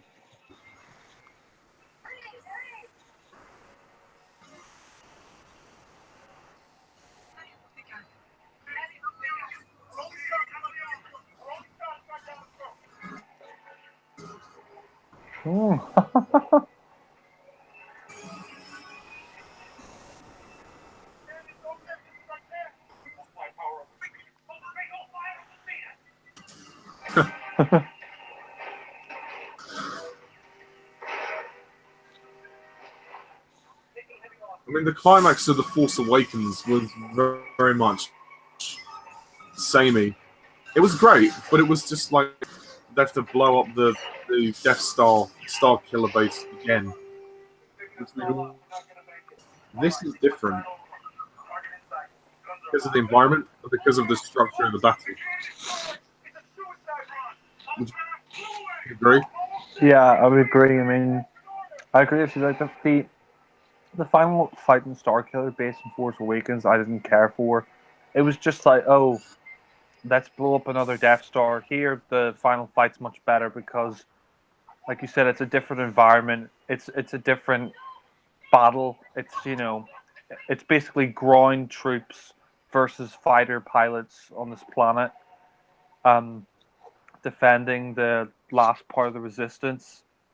So, I mean, I think it's a great final fight for the film. Mm. This was shocking. I didn't realize. I thought, oh no, die. Finn to die, but Yeah, thankfully Finn didn't. I know people were annoyed that Finn and Rey didn't get together in this film, but I didn't mind that, to be honest. Like, I mean, You know, she only kissed him on the cheek at the end of The Force Awakens. That was it. I didn't see any romance between them. No, I mean, to be honest, maybe they didn't need to do this as a couple. But I mean, it's only ever kind of meant to be the end of the film anyway. Hey, it's not Attack of the Clones, then that's fine. Yeah. I mean, we don't talk about Attack of the Clones. Yeah. Well, I have no intentions of watching that shite again. Yeah. I've got to see this. That's how we're going to win. Not fighting we hate, saving what we love. That is a joy.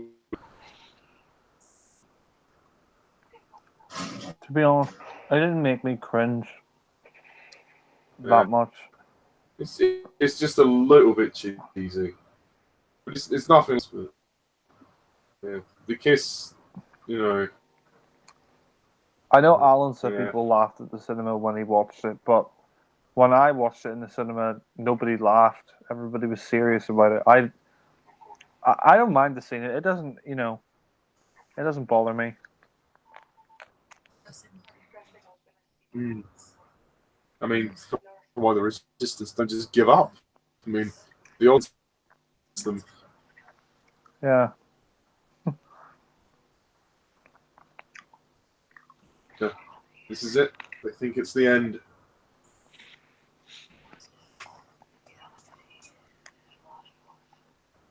My beautiful friend, the end. I mean, I think I had a feeling that Luke was going to reappear. Opportunity if he didn't, to be honest. Yeah. I mean, when I was watching it, I was wondering, where is Luke? And then when he appeared at the end, it's like, that's where he is. And I think it makes it cooler. And well, not just cooler, but better story-wise, that we don't see him for a long time, and then he appears at the very end to help save the Resistance. Yeah. Decide to return one last time and just help them out. Oh. This is such a nice moment between the two of them. She's like, I know, my hair. She's like, I like it that way. I mean, it's the last time that, you know, she's going to be with her brother before he dies. Yeah, which is very sad. Although, I mean, my friend was confused. He was like, "Well, why does he look like he was when he was younger? Because he looked up a bit." And then obviously the projection thing, it made more sense to my friend. But yeah, no, this is a little moment between them, and I love how he kissed the little had on Solo. Yeah. Oh, it's just a really sweet moment between them. Yeah. And I think Luke's... I like the way he just winks at C-3PO. I mean, it's kind of sad that this is Luke's last film because he's my favorite character in the Star Wars series. Yeah. But he went out on a.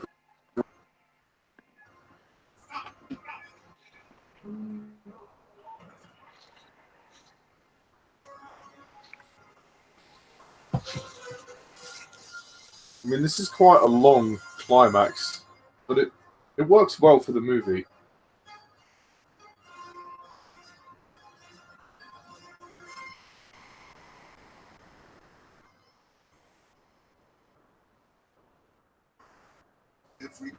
I like the way he just stares him down. Like he's basically looking into the face of death. Yeah, and I love the lighting. Yeah.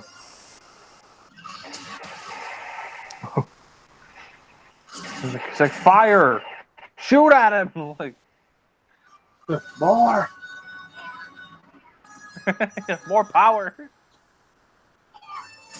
More. More! He hates Luke that much. Like,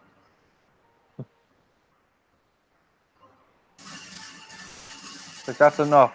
Do you think you got him?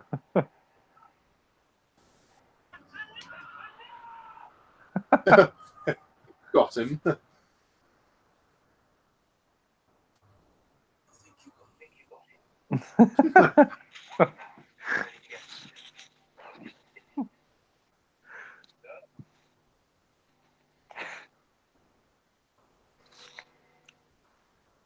He just brushes it off his shoulders. Yeah.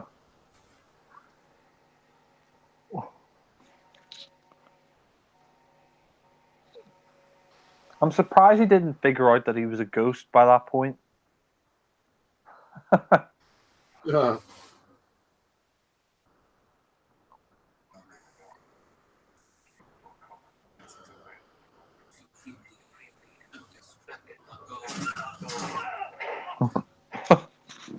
Right away, sir. Yeah, the way he just brushes it off is quite cool. I do have to say, though, I do wish there was more of a light in this film. There isn't really a big lightsaber fight. I mean, it's a great confrontation, but the choreography is poor. I do think it should have been more of a physical lightsaber fight. It just would have been more tense. But oh well, it's only a nit. It's just a nitpick for the film. I understand why they didn't do it, because I mean the Jedi's like the least path of resistance, and it kind of pisses off Kylo Ren even more that he doesn't even get to fight him properly. Like he's like, "Oh yeah, see you around, kid." Like,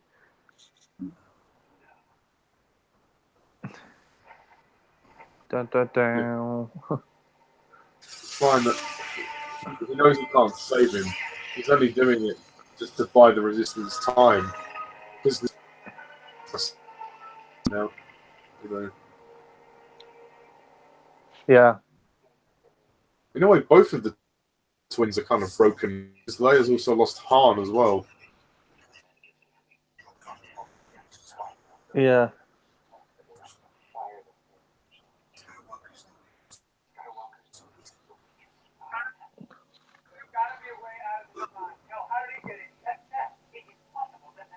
I'm surprised he didn't catch on to the fact that he was trying to stall for them earlier.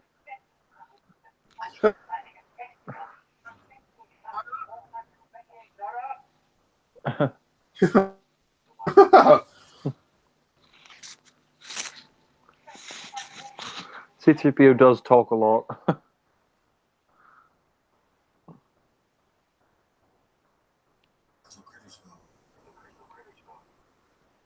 Crystal critters. C-3PO and R2 are in every Star Wars film apart from Solo. Yeah, actually, yeah. They don't appear in Solo. Instead of L3.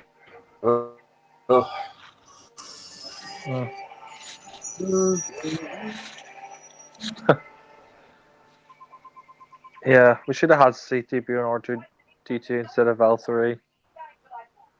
Sorry, LGBT, as I like to call her. May as well be called that.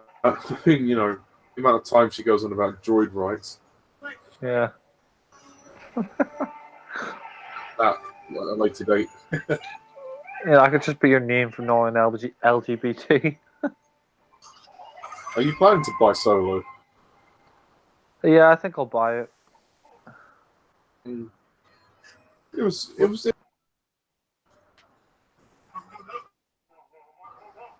I enjoyed it. I mean, it's not the worst, but it's not the best either. I thought it was going to be a piece of shit. Yeah. But glad it was. It's amazing that it's really as good as it is, to be honest. I don't think it's an essential part to anybody's collection, but I'll still buy it for completion's sake. I do think the last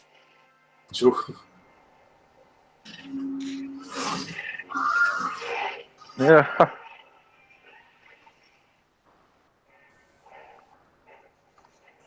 Dun dun.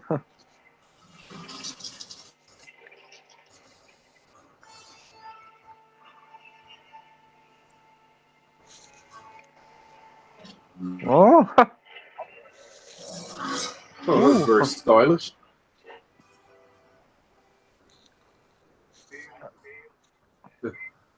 I failed you, Ben.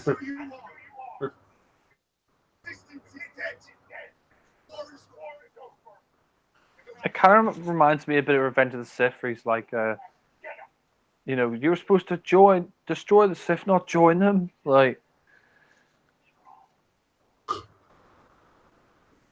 Yeah. I do like I've done this. with you. I've Last Jedi. Yeah.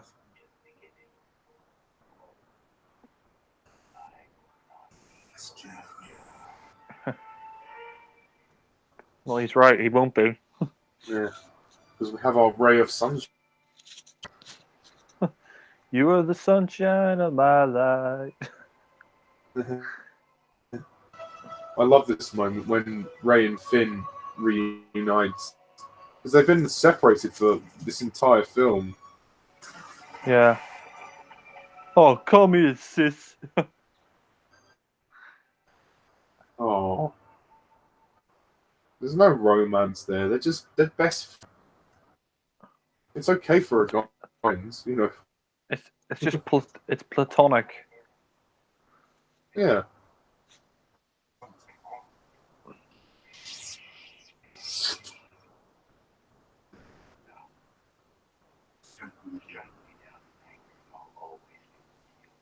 Yeah, opening when he died in episode 4.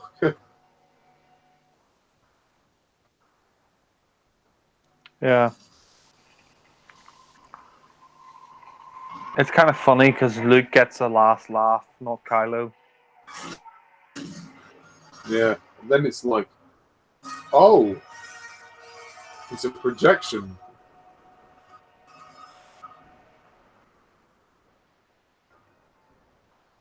See you around, kid.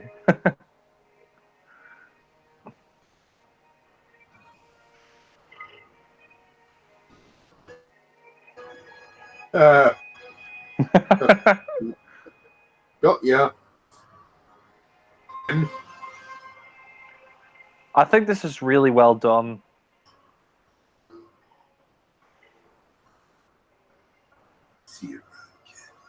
I love that line.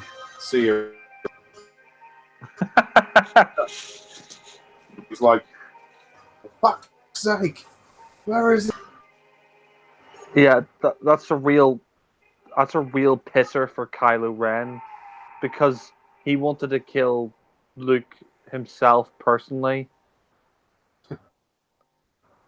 It's just beautiful with the sunset. I mean, initially, I'm really a fan of having watched the film a number of times. I get it now. You know, it's his story arc makes sense. You know, he dies at peace.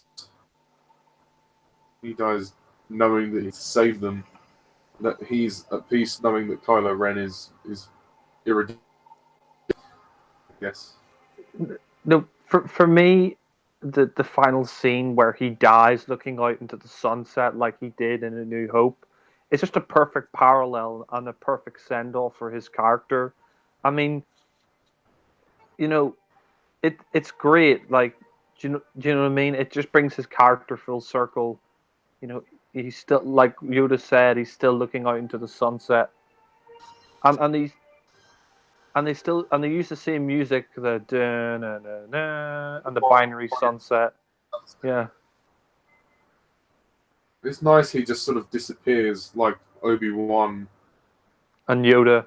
Yeah, Yeah, wait, because Luke began with the binary sunset. In Revenge of the Sith, the very end of the film, we see that being a whole cool, and then we see the binary sunset, and now he dies looking at his life. Yeah, we've seen his whole life.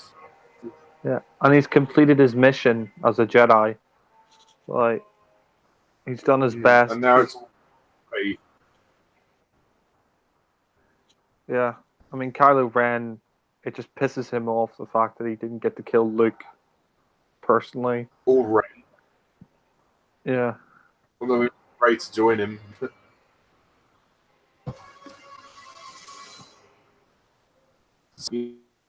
She realizes, yeah, that's it. He's already the door on him. He Does kind this of, Snoke connected them forever? So Snoke is dead. Yeah, so they can't, can they? I don't know. Maybe they can break the connection. No, maybe that. I think maybe he's melded their minds together forever, like you said, or like I don't know, but I mean, I think it. I mean, I think Kylo Ren is he's really pissed off now because she basically closed the door on him. Like, yeah, I'm done with you, basically. Yeah. And I like that moment between Rey and Poe. I mean, there could be a slight romantic element there, but Ryan will confirm that for us. I think Finn and Rose are more of a couple now. Luke is He's dead as a dodo. peace and purpose. Yeah. It is a shame that Luke is now gone, but Yeah. but He you can know, come back as sorry. he can come back as a ghost. Yeah, It's funny. The only person in the Skywalker family who isn't associated with the Force is Padme. You know, she never trained to be a Jedi. She doesn't have any connection to the Force. yeah.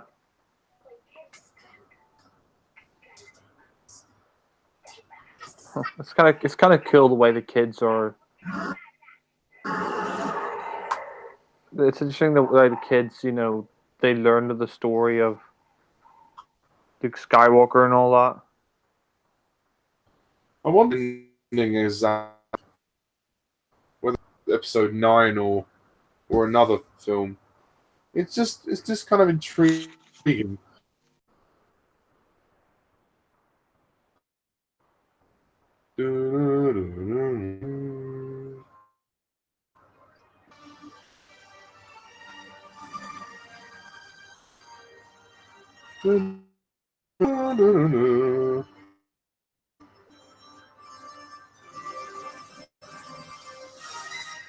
Dun, dun, dun, dun, dun, dun, dun, dun, dun.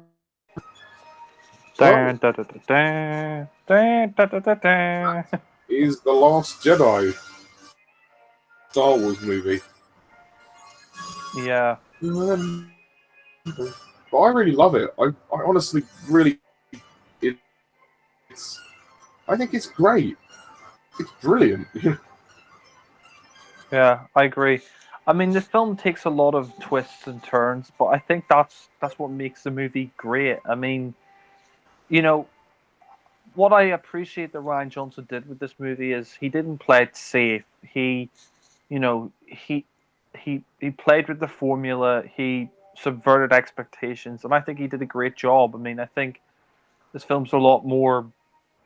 I think you know, The Force Awakens was a fun romp, but this is a lot more deeper in terms of the story, in terms of the characters. Like we see Luke, basically a broken man because of what happened with Kylo Ren, and we see his redemption at the end. And it's interesting to see how all the characters here go on a journey. Like you see, um, you know, Rey, finding more about the dark side and connecting more with Kylo Ren. And Kylo Ren, I think here, you know, as a villain is much better because you know he's no longer wearing the mask. He's no longer a Darth Vader ripoff. He's his own character. And I think the movie is just. Sorry, Oh yeah, in loving memory of our princess Carrie Fisher. Yeah, Carrie Fisher. yeah, Well, Carrie, miss you. A yeah. great film, and I think it's one of the best Star Wars movies. Definitely, period. I think it actually is the third best Star Wars movie. I know I'm going to get hated for saying that, but fuck I it. agree. Yeah. I mean, Because it takes risk. It's about, Force Awakens, whilst it was a great film in its own right, by bringing the franchise back, it did play it safe. The Last Jedi just completely goes above and beyond for me. yeah, I agree. I mean, I think some fans are just way too nitpicky of this movie, and I think it's a lot better movie than people give it credit for. I, I think the critics loved it, but fans were split on it. And like you said, I think the reason why it's a great Star Wars film is because it subverts expectations. I mean, and what I like about it is the characters all go on a journey. Luke, we see, like I said, Yeah. we see him And turn from absolutely right, yeah. As Luke says, think the way you think, and he was right. yeah, and he goes from being a cynical old man to redeeming himself at the end, and all the characters here get a lot more to do, like Rey and Finn and Rose, and yeah, I think it's a great movie. Honestly, I think some people just they just like to complain for the sake of it, and Yeah, I really don't get the criticisms, to be honest. Like, yeah. I think, I mean, if I were to have any, it would be, maybe the character of Snoke. It would have been nice to have had some information. He's just basically now a throwaway villain, unless they give him any more focus in Episode 9, which is be okay to do that because Snoke is dead. I wonder how they'll do that. And also, the character was. I'm not asked. I don't think she needed to have. She didn't have a lot of screen time. But other than Last Jedi, I think the casino stuff is necessary because they needed to find to bypass the First Order. Obviously, it doesn't go to plan, but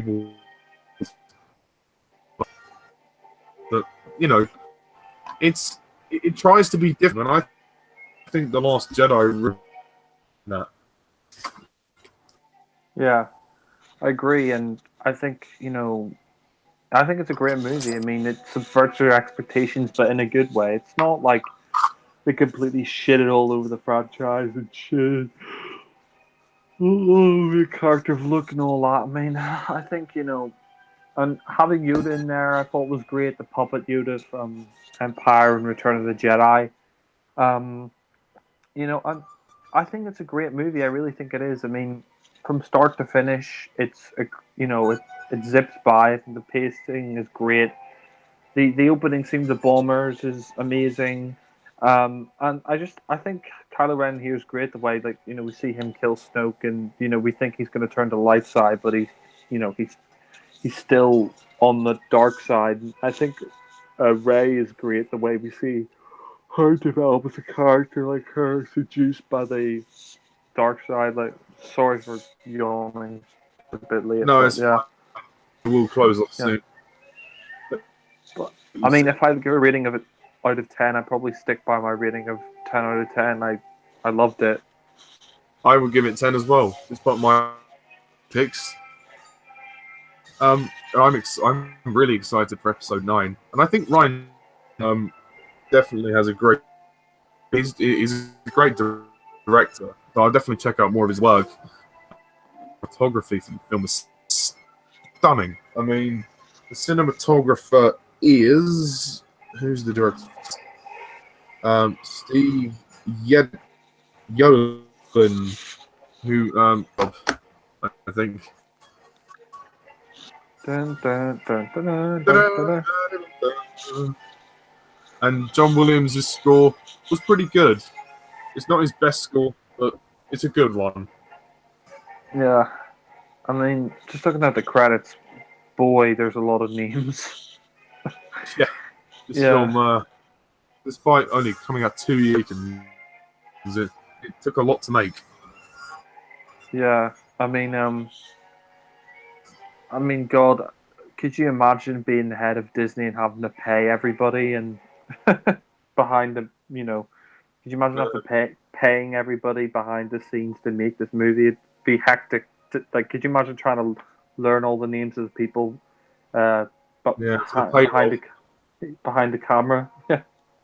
I mean, obviously, Kathleen Kennedy, who's in charge of money, she's not in charge of the series, but they probably consult each other because there's so many people that work on this film. And I love this music theme. It's